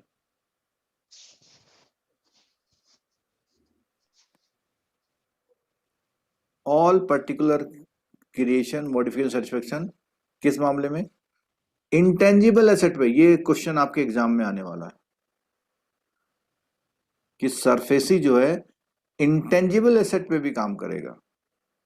जैसे नो हाउ, आपका प्रोसेस क्या है, कॉपीराइट, ट्रेडमार्क और किसी ने, मीन्स कहने का मतलब अगर आपके पास कुछ भी है जिसको पजेस करके, कब्जा करके, बेच करके आपकी रिकवरी की जा सकती है, वो सब शामिल हो। ठीक है। As per the amendment all creditor including secured creditor में फाइल पर्टिकुलर ऑफ ट्रांजेक्शन, सब कुछ देना पड़ेगा। और the time limit of 30 days to file securitisation has been done away with, means पहले एक रूल था ना कि कितने दिनों में कराना पड़ता था आपको, 30 विदिन दिनों में। 30 days। अब ये हट गया है। ठीक है। अब सिंपल बात है कि जो भी कराएगा, जो पहले करा लेगा उसको रहेगा। तो इसमें the charge will effective from the date of registration of charge. No secured creditor shall be allowed to exercise right of enforcement security unless the security interest created has been registered. तो अगर central registry में data नहीं है तो आप सरफेसी नहीं लगा पाएंगे। Secured creditor to have priority over other debt, ये पहली बात हो गई थी। ठीक है। Any person having order to attachment against the borrower shall file such order. अब इसमें एक बात और आ गई कि अगर आपके हाथ में कौन सा ऑर्डर है, अटैचमेंट, तो उसको भी आपको कहां लगाना पड़ेगा? पहले सेंट्रल रजिस्ट्री। आपको पब्लिक को बताना पड़ेगा कि ये अटैचमेंट ऑर्डर है, इससे ये वाली प्रॉपर्टी मैं आपकी क्या कर रहा हूं, गिरवी रख रहा हूं। अब यहाँ पे डीआरटी की बात आ गई। डीआरटी में मैंने बोला भी ये है उसका पूरा नाम।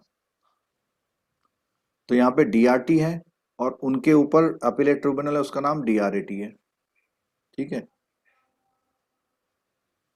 The act is applicable to cases where the amount of debt due to any bank और फाइनेंशियल इंस्टीट्यूशन, कितना बोला हुआ है? 20 लाख और मोर। तो इसको भी आप आंखों में रख लीजिए, 20 लाख और मोर है। ठीक है। अभी ईडीआरटी हो गई, ई फाइलिंग हो गई, सब बातें हैं। डिफॉल्ट का मतलब क्या है? तो डिफॉल्ट का मतलब इस भाषा में उसने कहा कि अगर प्रिंसिपल और इंटरेस्ट पेमेंट नहीं हुआ है, ठीक है, और वो बोरोवर क्लासिफाइड है कैसा? एनपीए। तो ये इंपॉर्टेंट पॉइंट है। ठीक है। For getting the right of security enforcement under this act there should be a default committed by the borrower. The credited must also be secured creditor. तो यहां पर उसके कुछ ना कुछ सिक्योरिटी होनी चाहिए, और वो एनी अनसिक्योर्ड क्रेडिटर उसके लिए हो रहे हैं। मार्दिया केमिकल्स वाले मामले में बोला हुआ है कि अकाउंट एनपीए होना चाहिए।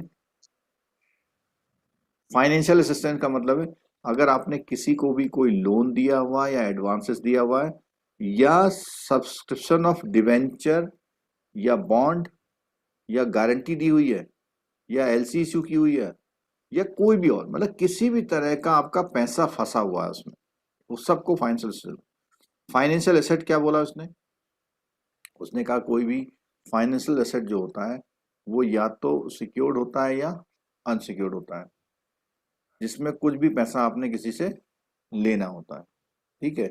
लेकिन सरफेसी में कौन सा लगेगा, जो सिर्फ क्या होगा, सिक्योर्ड होगा, सिक्योर्ड होगा।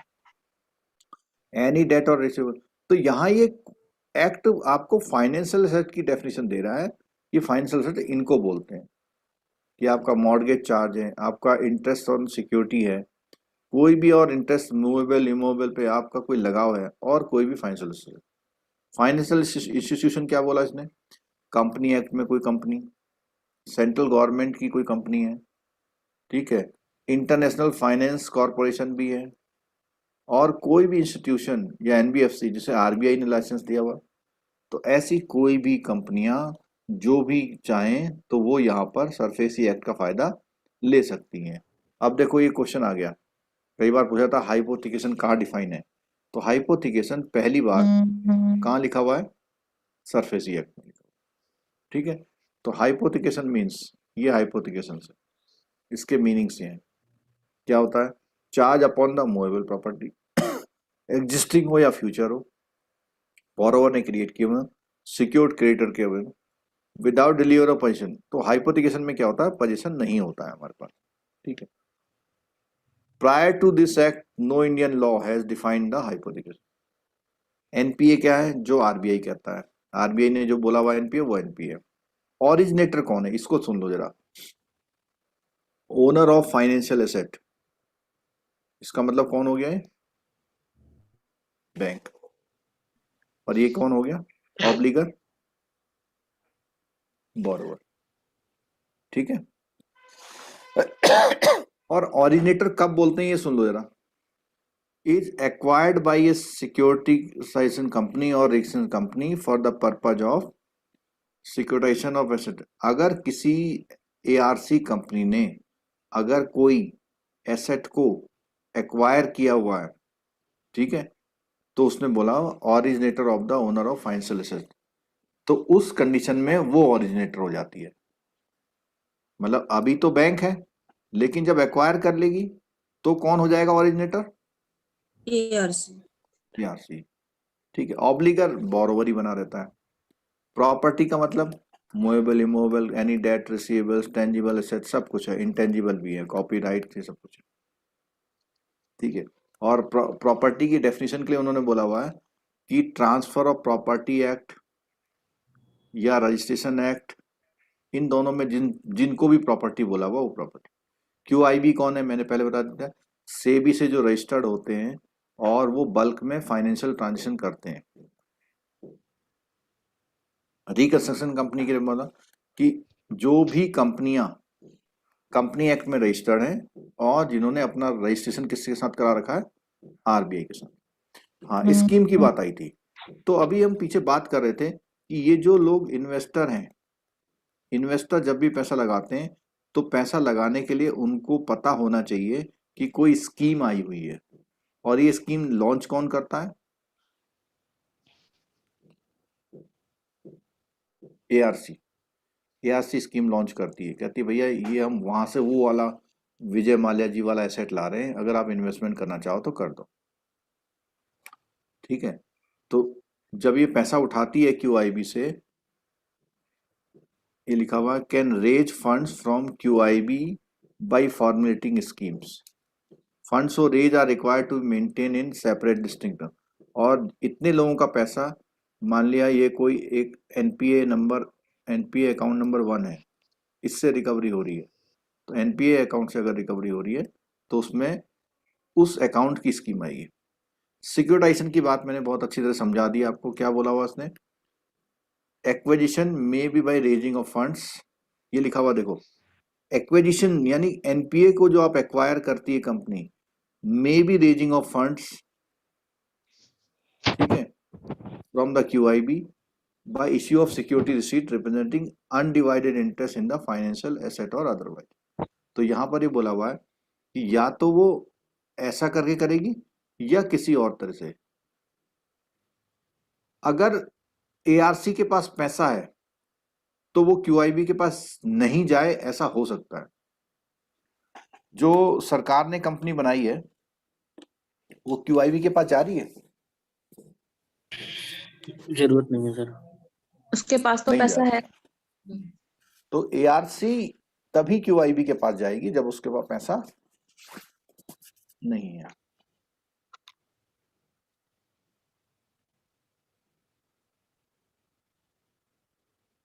ये ऐड हुआ, इसको देख लेते हैं जरा। तो इसने बोला हुआ है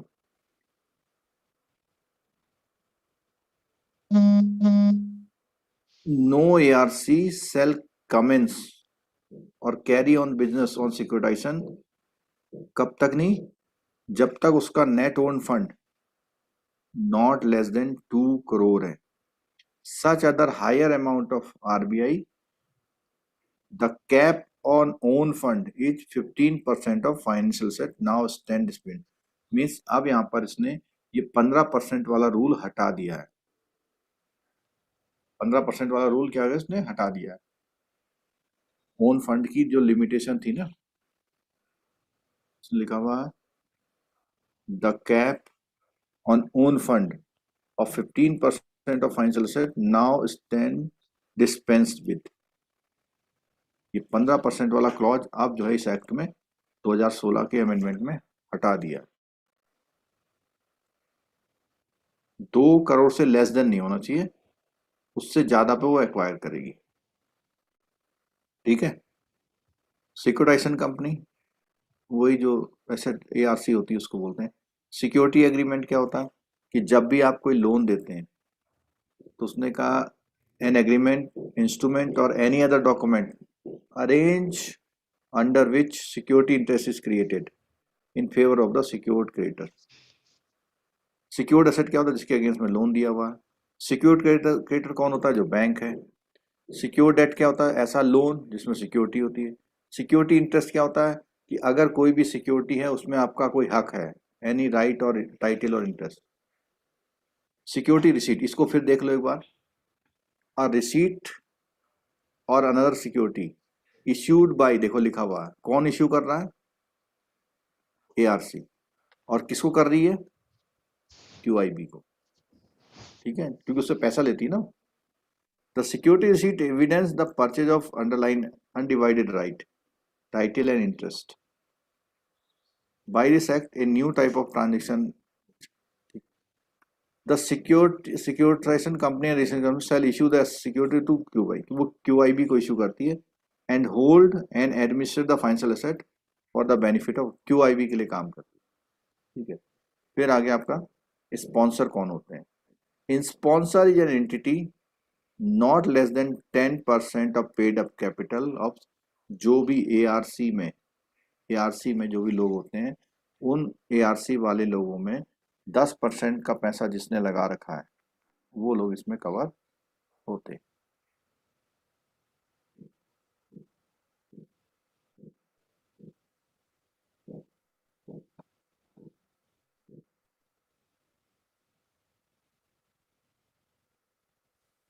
सर वो 15% वाला हटा दिया तो इसका मतलब वो 2 करोड़ मतलब 4 करोड़ का भी अगर उसका एनपीए परचेस करना है तो कर देगी, ऐसा क्या? नहीं, वो तो देखो गवर्नमेंट ने जो कंपनी बनाई है उसने अपने रूल बनाए हैं कि वो क्या करेगी, 15% का पेमेंट बैंक को इमीडिएट देगी। उसका इस बात से अब रेलिवेंसी नहीं रही। तो सीधा सीधा मतलब लेकिन तो यही उन्होंने जो रूल बनाया है वो यही कह के बनाया है कि हम 15% के हिसाब से एसेट एक्वायर करेंगे। अगर 2 लाख करोड़ का एसेट एक्वायर कर रहे हैं तो 30,000 करोड़ उन्होंने दे दिया 15%। उन्होंने तो रूल ये बनाया कि हम 15% इमीडिएटली किसको दे देंगे? बैंक को। नहीं, पर आप बोल रहे हो ना कि ये हटा अभी दिया, चेंज क्या हुआ है सर? हटा दिया अभी तो क्या अभी हटाया क्या क्या है? होगा? चेंज क्या हुआ है? वो एआरसी की स्टेब्लिशमेंट का कंपल्सन हटा दिया है। लेकिन आरबीआई बैंक गवर्नमेंट ने जो कंपनी बनाई है उसके लिए रूल उसने यही रखा है कि ये एसेट जो भी उठाएगी तो उसमें से 15% का इमीडिएट पेमेंट किसको दे देगी? बैंक को सर। बैंक को दे देगी। नहीं समझ में आया सर, कंफ्यूजन। 2 करोड़ तक है ही उसका जो था, वो 2 करोड़ देना रखना ही था उसको। ठीक है, अरे प्राइवेट 2 करोड़ अदर कंपनी के लिए रखा हुआ उसने, लेकिन सरकार एक कंपनी बना रही है, सरकार अपनी कंपनी को बहुत मोटा बनाना चाहती है और उसके लिए उसने कहा कि भाई लो पकड़ो 30,000 करोड़ पकड़ो। कहाँ 2 करोड़ की बात कर रहे हो आप? क्योंकि उसने टारगेट कितना लोन उठाने की बताई है? सर ये कैप जो हटा ना, वो कैप हटा ना, वो किसका हटा, बस इतना बता दो। जो 15% वाला हटा ना, वो कहाँ से हटा? वो जो अदर कंपनियों में रहता है। ARC का बिजनेस कमेंस करने के लिए हट गया मैडम। हाँ, मतलब सर, NARC में है। कहीं कोई चेंजेस नहीं आए अभी। अभी NARC जैसे था वैसे एज इट इज है। वैसे ही है, वैसे ही है, NARC उसमें कोई चेंज नहीं है। हाँ बस वही वही वही। सर अच्छा, 2000 एक बात करोड़ और सुनो सुनो सुनो सुनो सुनो, ये अमेंडमेंट कब आया 2 करोड़ वाला, ये बताओ। अच्छा 2016 में 2016 में शायद 16 में आया। और NARC कब बनी? ये तो 2000 20 में बनी है, 21 में हाँ, शायद बनी है। 21 में। तो जो ये अदर कंपनियां थी उसके लिए रूल था कि वो 15% कैपिटल के हिसाब से ही लोन उठाएगी। ठीक है, उनके लिए ये हटा दिया है। लेकिन जो सरकार ने अपनी कंपनी लाई है उसके लिए उसने 15% का इसलिए रखा है कि 2 लाख करोड़ के जब आप NPA उठाओगे तो बैंकों को भी कुछ दे दो।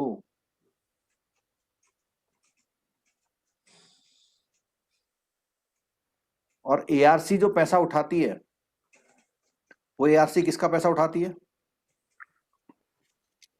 QIB से। QIB से। और NARC कहां से उठा रही है पैसा? गवर्नमेंट से। गवर्नमेंट से। तो रिस्ट्रिक्शंस जो थे वो ARC पर थे कि उसके पास 15% कैपिटल होनी चाहिए। अच्छा, अगर ये रिस्क, ये पॉइंट हटा दिया तो बैंकों को फायदा है नुकसान, ये बताओ। चलो अच्छा,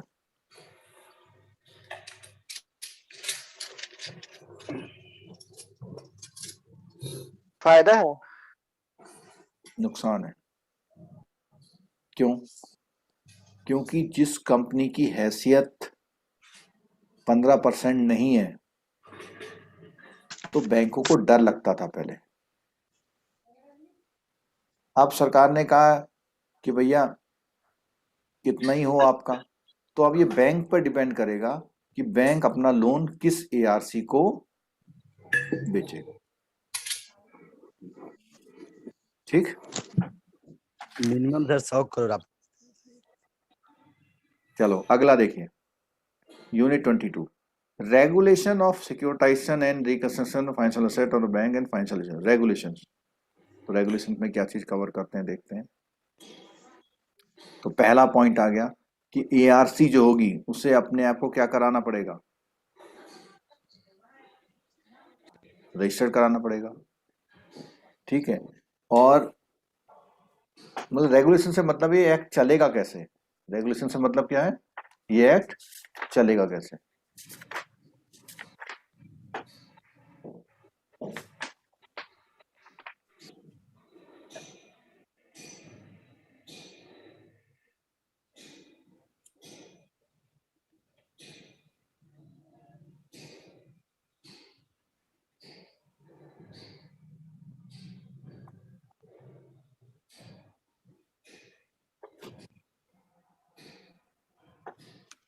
ये नई किताब में ये भी हटा दिया।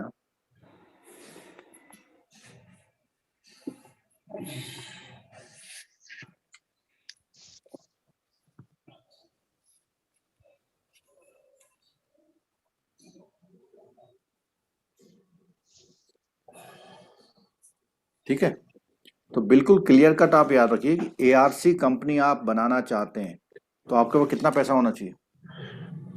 2 करोड़। बस 15% वाले क्लॉज हट गया। ठीक है,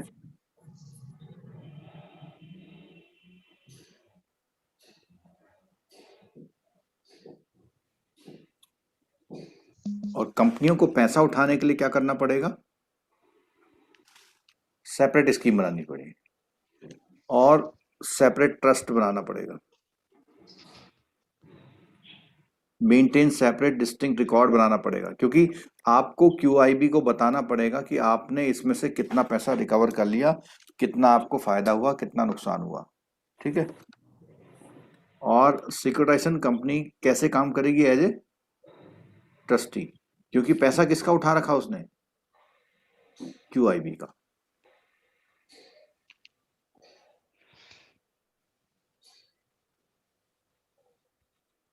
इसने बोला हुआ है कि कंपनी जो भी एसेट को एक्वायर करेगी और the risk of non realisation of asset, ये किन पर होगा?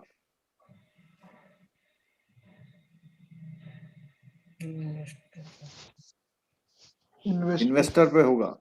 कल को नुकसान होगा तो कौन उठाएगा नुकसान? वो इन्वेस्टर, क्योंकि उन्होंने ही तो पैसा लगाया कि भैया हमें फायदा होगा। अगर नहीं पैसा रियलाइज होगा तो नुकसान होगा। There should be not to the loss, company का कोई फर्क नहीं पड़ेगा। This company do the activity in such a way that they make arrangement for realisation of money from the asset acquired, they do not invest their own fund. ठीक है। तो इसीलिए आपको अगर इन्वेस्टमेंट करने का मन करा तो सोच समझ के करेंगे। और उन कंपनी का सर्टिफिकेट कैंसिल कब होगा? जब वो अपना काम करना बंद कर दे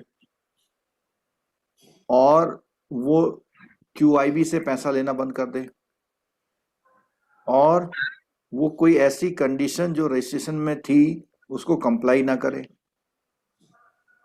और कंपनी फेल हो जाए। किन कामों में? RBI का कहना मानने में, और अकाउंट्स के रिकॉर्ड नहीं बना पाए अपने, RBI ने इंस्पेक्शन में वो बुक मांगी थी नहीं दे पाए, RBI से मैनेजमेंट को चेंज करते समय प्रायर अप्रूवल ना ले पाए। Act has provided that the cancellation of registration may be two category. ये इस बात को सुनिएगा जरा, दो तरह के कैंसिलेशन होती है। एक में क्या होता है? अपॉर्चुनिटी देती है और एक में अपॉर्चुनिटी नहीं देती। तो फर्स्ट कैटेगरी तो उसमें क्या? Without giving any opportunity. और second category with an opportunity. तो कई मामलों में क्या करती है RBI? बिना अपॉर्चुनिटी के कैंसिल कर देती है।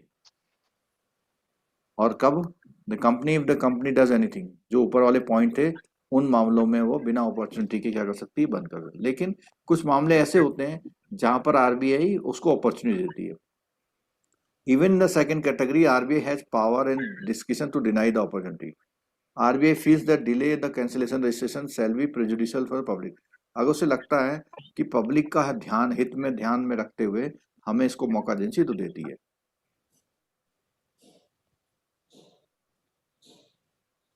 अगर RBI किसी का लाइसेंस कैंसिल करती है उसके बाद भी वो जो पहले के एसेट उसने एक्वायर किए हैं उनको कंटिन्यू रख सकती है वो कंपनी। मतलब ARC काम तो करती रहेगी लेकिन नए एसेट नहीं लेगी, पुराने को डिस्पोज करेगी वो। ठीक है। और 30 दिनों के अंदर वो अपील कर सकते हैं। कहां करेंगे? Central government.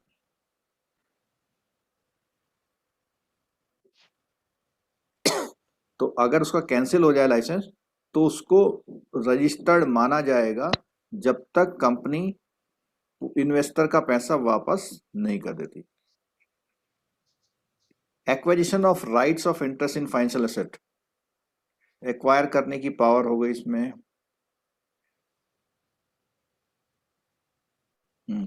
एक्वायर करने के लिए उसे किसी भी, ये पॉइंट इंपॉर्टेंट है कि उसे किसी भी डीड की जरूरत नहीं होती। ऐसा नहीं कि वो कोर्ट में जाकर के एक एग्रीमेंट बनाएगी और वहां पर रजिस्ट्रार के सामने वो करेगी। तो उसने बोला हुआ कि फाइनेंशियल एसेट जब एक्वायर करती है तो उसे कोई डीड वो नहीं करनी पड़ती है। ठीक है। बैंक के खिलाफ, बैंक के लिए। ठीक है। There is no need for execution of any other document. The documents to be executed requires payment of, क्योंकि डॉक्यूमेंट एक्सिक्यूट करेगी तो उसमें स्टैंप ड्यूटी लगेगी और इस एक्ट, इस सरफेसी में इसको नॉट रिक्वायर्ड किया गया है स्टैंप ड्यूटी का। सिक्योरिटाइजेशन में दो स्टेप होते हैं।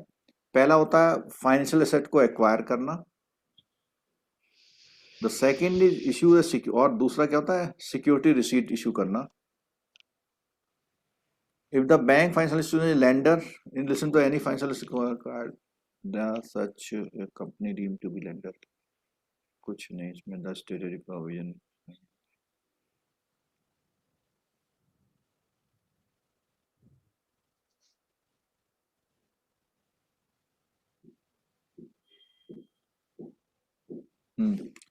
Even if any commitment to lend further to the borrower, जैसे मान लिया कोई सीसी लिमिट थी, तो सीसी लिमिट में कुछ पैसा और देना था, तो ऐसी पावर वो पास नहीं करती है एआरसी को।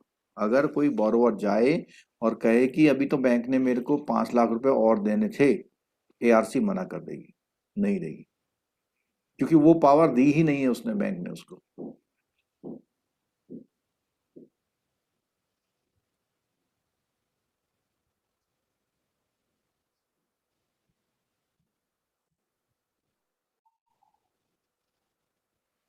यहाँ देखो, if securitization company or reconstruction company acquires the asset more than one bank or financial institution where cases before DRT हैं, the securitization company or concerned company can file an application to any applicant। मान लिया कि एक DRT, दूसरे DRT, तीसरे DRT, एक bank का यहाँ लगा, एक बैंक का यहाँ, एक बैंक का यहाँ। अब ऐसे एसेट को किसी ने एक्वायर कर लिया, तो वो क्या करेगी कि रिक्वेस्ट करेगी किससे, डीआरटी से, कि भैया इनका सारे केसेस को कहाँ ले आया जाए, किसी एक में। और अदरवाइज ये जहां भी डीआरटी है वहां पे केस चल रहे थे। ऑफर डॉक्यूमेंट क्या होता है, जब पब्लिक को बताती है कि भैया हम कोई लोन उठाना चाह रहे हैं, जो पब्लिक से पैसा लेना चाहती है, तो उसको बोलते हैं ऑफर डॉक्यूमेंट। ऑफर डॉक्यूमेंट लाके उठाती है, और उसमें by and large and full details and particular about the financial asset, loan or bank detail, trustee detail, सब इसको इंक्लूड की जाती है। Some quarterly details are also required to be disclosed. These include profit loss कितना हुआ, repayment कितना आया, prepayment क्या हुआ, एक्सपेंसेस क्या थे, डिफॉल्ट क्या था। तो जब वो कंपनी अपने उनको पैसा देती है ना, अपने जिन्होंने पैसा लगाया उसके लिए, debenture, a debenture for the payment of consideration is to be paid to the bank or the financial institution for acquisition of financial asset to them as per the extent guideline of RBI. The rate of interest offered the debenture cannot be less than 1.5% above the, ये है देखो 1.5% plus bank rate, तो उसने बोला हुआ cannot be less than, तो उस पर जो रेट देगी। और ये डिवेंचर किस कंडीशन में होता है कि जब बैंक का एसेट लेती है ना, बैंक का एसेट लेती है तो उसको एक प्रॉमिस देती है, कौन, सिक्योरिटी रिसीट, एक एआरसी एक प्रॉमिस देता है जिसका नाम डिवेंचर है, और इसमें जो रेट ऑफ इंटरेस्ट कितना देती है, बैंक रेट प्लस 1.5 प्लस। और ये किस कंडीशन में होता है, जब सीन में कौन नहीं हो। इसको समझने की कोशिश करिए।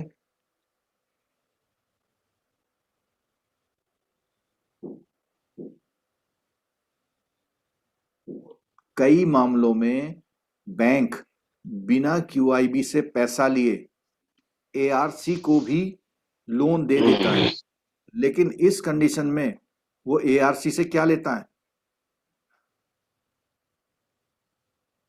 डिबेंचर, और बैंक उस पर कितना इंटरेस्ट चार्ज करता है, डीआर प्लस 1.5 कम से कम, ठीक है। और ये डिवेंचर का जो पीरियड है कितना होना चाहिए, can not exceed the 6 year.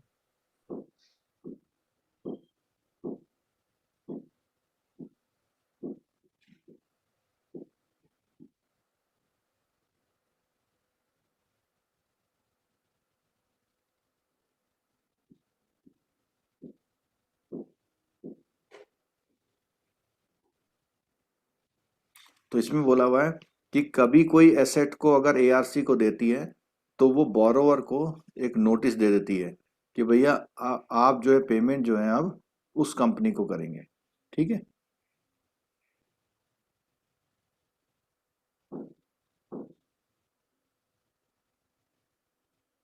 और जो भी आरओसी में आपने चार्ज क्रिएट किया हुआ है इसको मॉडिफिकेशन कराने की जरूरत नहीं होती, वो ऑटोमेटिक ट्रांसफर माना जाता है।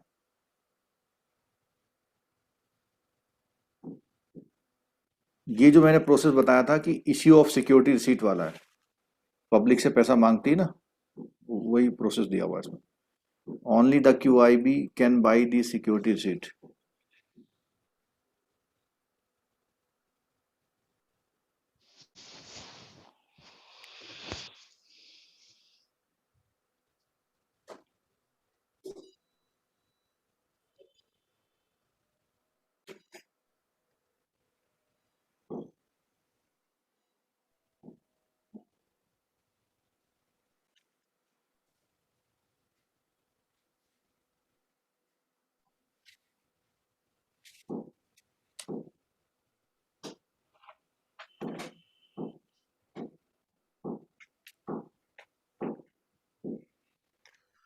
एग्जाम्पशंस क्या मिला हुआ है, उनको स्टैम्प पेपर ड्यूटी देने की जरूरत नहीं है।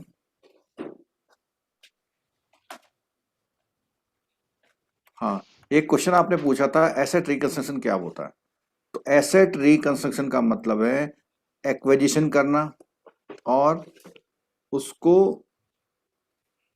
रियलाइजेशन के लिए एक्वायर करना।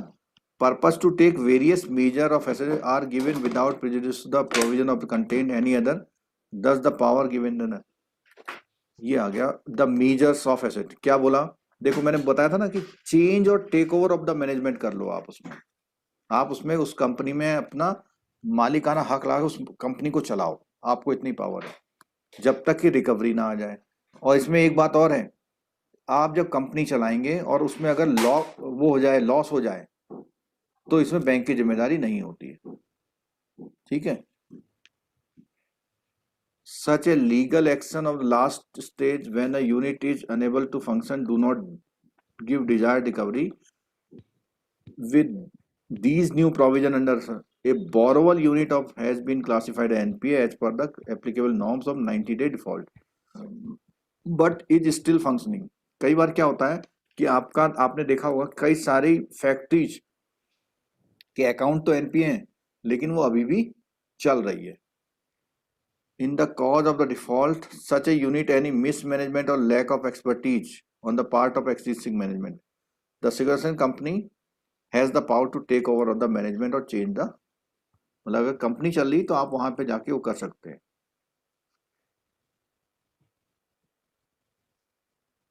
ये पॉइंट है।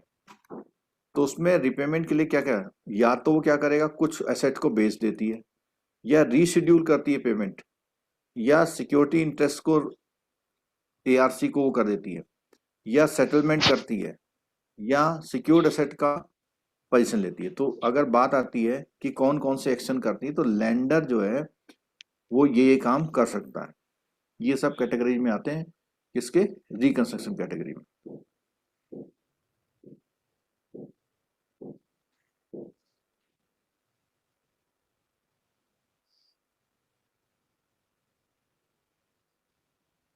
एआरसी जो एक एजेंट की तरह काम करती है रिकवरी में।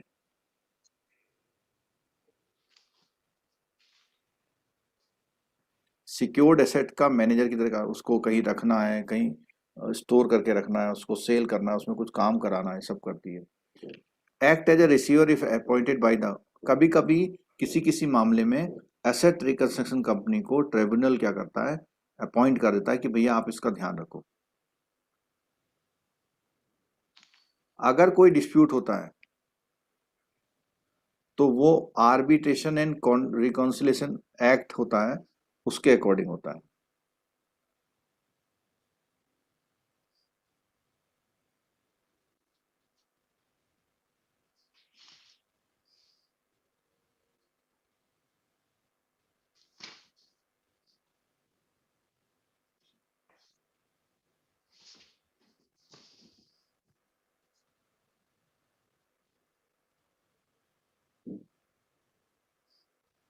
आरबीआई को पावर है, इससे रिलेटेड जितनी भी बातें हैं ना, सब इसको पावर किसको है, आरबीआई को है।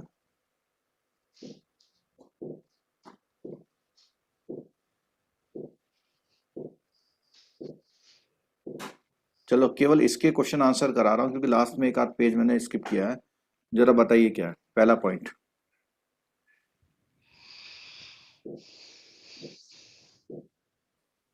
पहला ट्रू होगा। ट्रू है सर। क्योंकि आरबीआई से लेना है।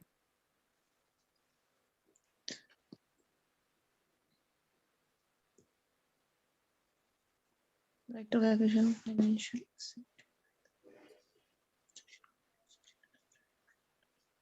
जो एक्विजिशन करने का पावर है एआरसी को, subject to the prior agreement और contract about the asset.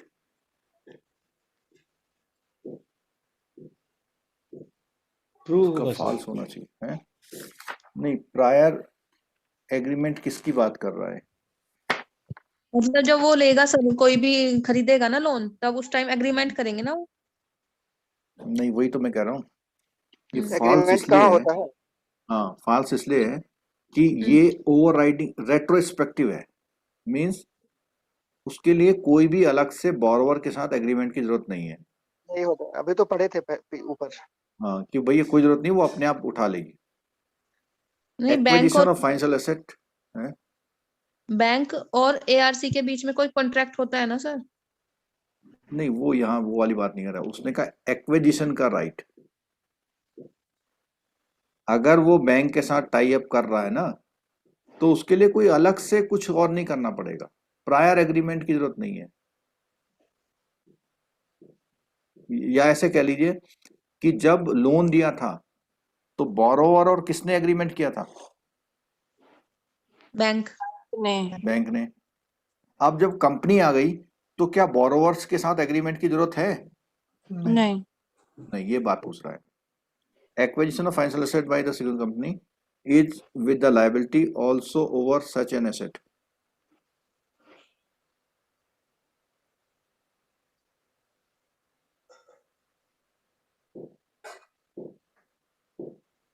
Liability तो नहीं है। Liability also over such an asset. नहीं है। ट्रू होगा सर। नहीं होगा। एआरसी की लायबिलिटी लायबिलिटी तो होगी सर ना। नहीं अब तो होगा। नहीं अब तो एआरसी जब वो एसेट से ज्यादा की फाइनेंशियल लायबिलिटी नहीं है। जितने का एसेट बिकेगा, acquisition of financial asset by the company is with the liability also over, उसकी लायबिलिटी उससे ज्यादा की नहीं है कंपनी की। With the 4 document involve in the securitisation.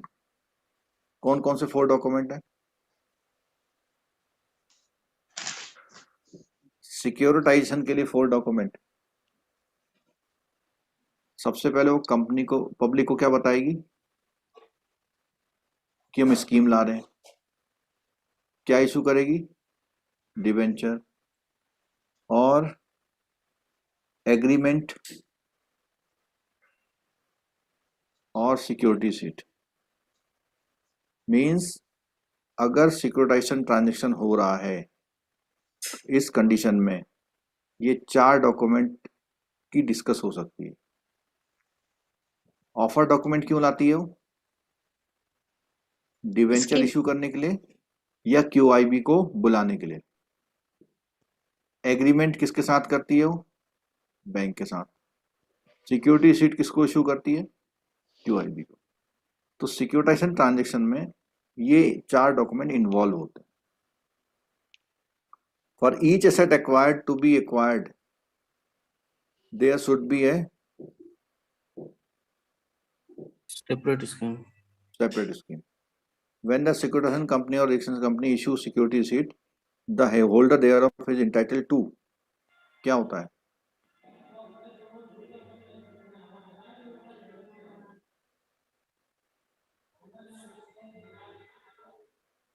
Entitled to create a financial interest, undivided interest, undivided interest.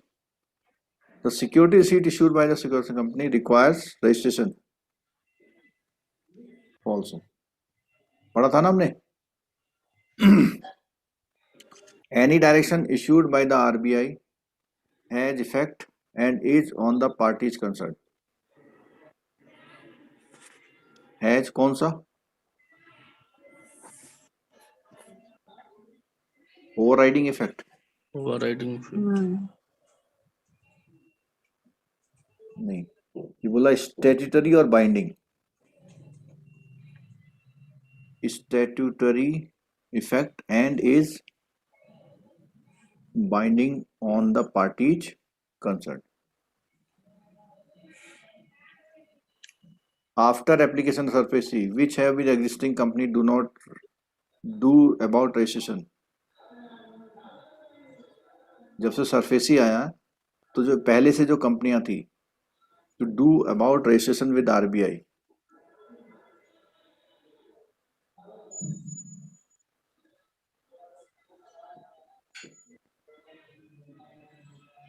ये था शायद, ये 6 मंथ वाला था ना शायद।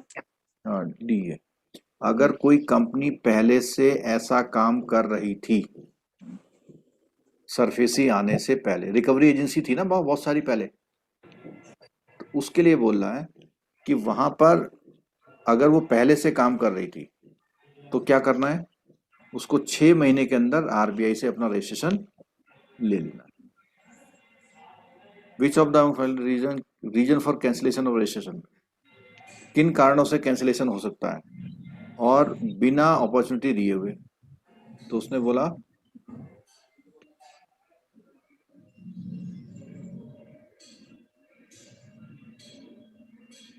कि कंपनी खुद अपना काम करना बंद कर देती है।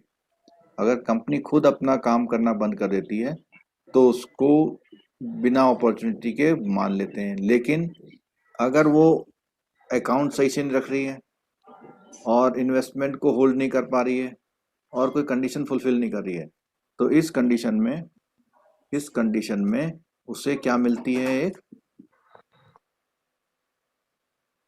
अपॉर्चुनिटी मिलती है। ठीक है, चलो तो ये हमारा काफी पोर्शन कवर हुआ है। एक क्लास और करेंगे तो हमारा ये पूरा हो जाएगा। ठीक है, और बाकी हम शाम की क्लास में मिलेंगे आपसे। आप लोग छुट्टी है, इसका इस्तेमाल कर लीजिए जितना कर सकते हैं, किसी भी तरह से वो नहीं करिए, जितना इस्तेमाल करेंगे, क्योंकि ये पेपर ऐसा है इसमें 84-85 मार्क्स भी आ जाते हैं।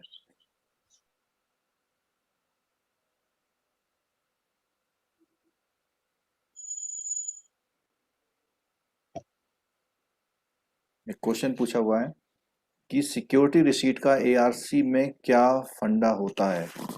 ये सिक्योरिटी रिसीट बेसिकली क्यूआईबी को एश्योर करने के लिए प्रॉमिस दिया जाता है।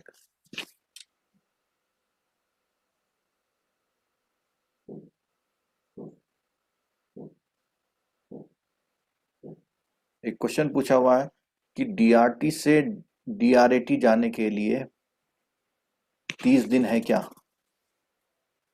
45 डेज है। 45 डेज थे। 45 डेज।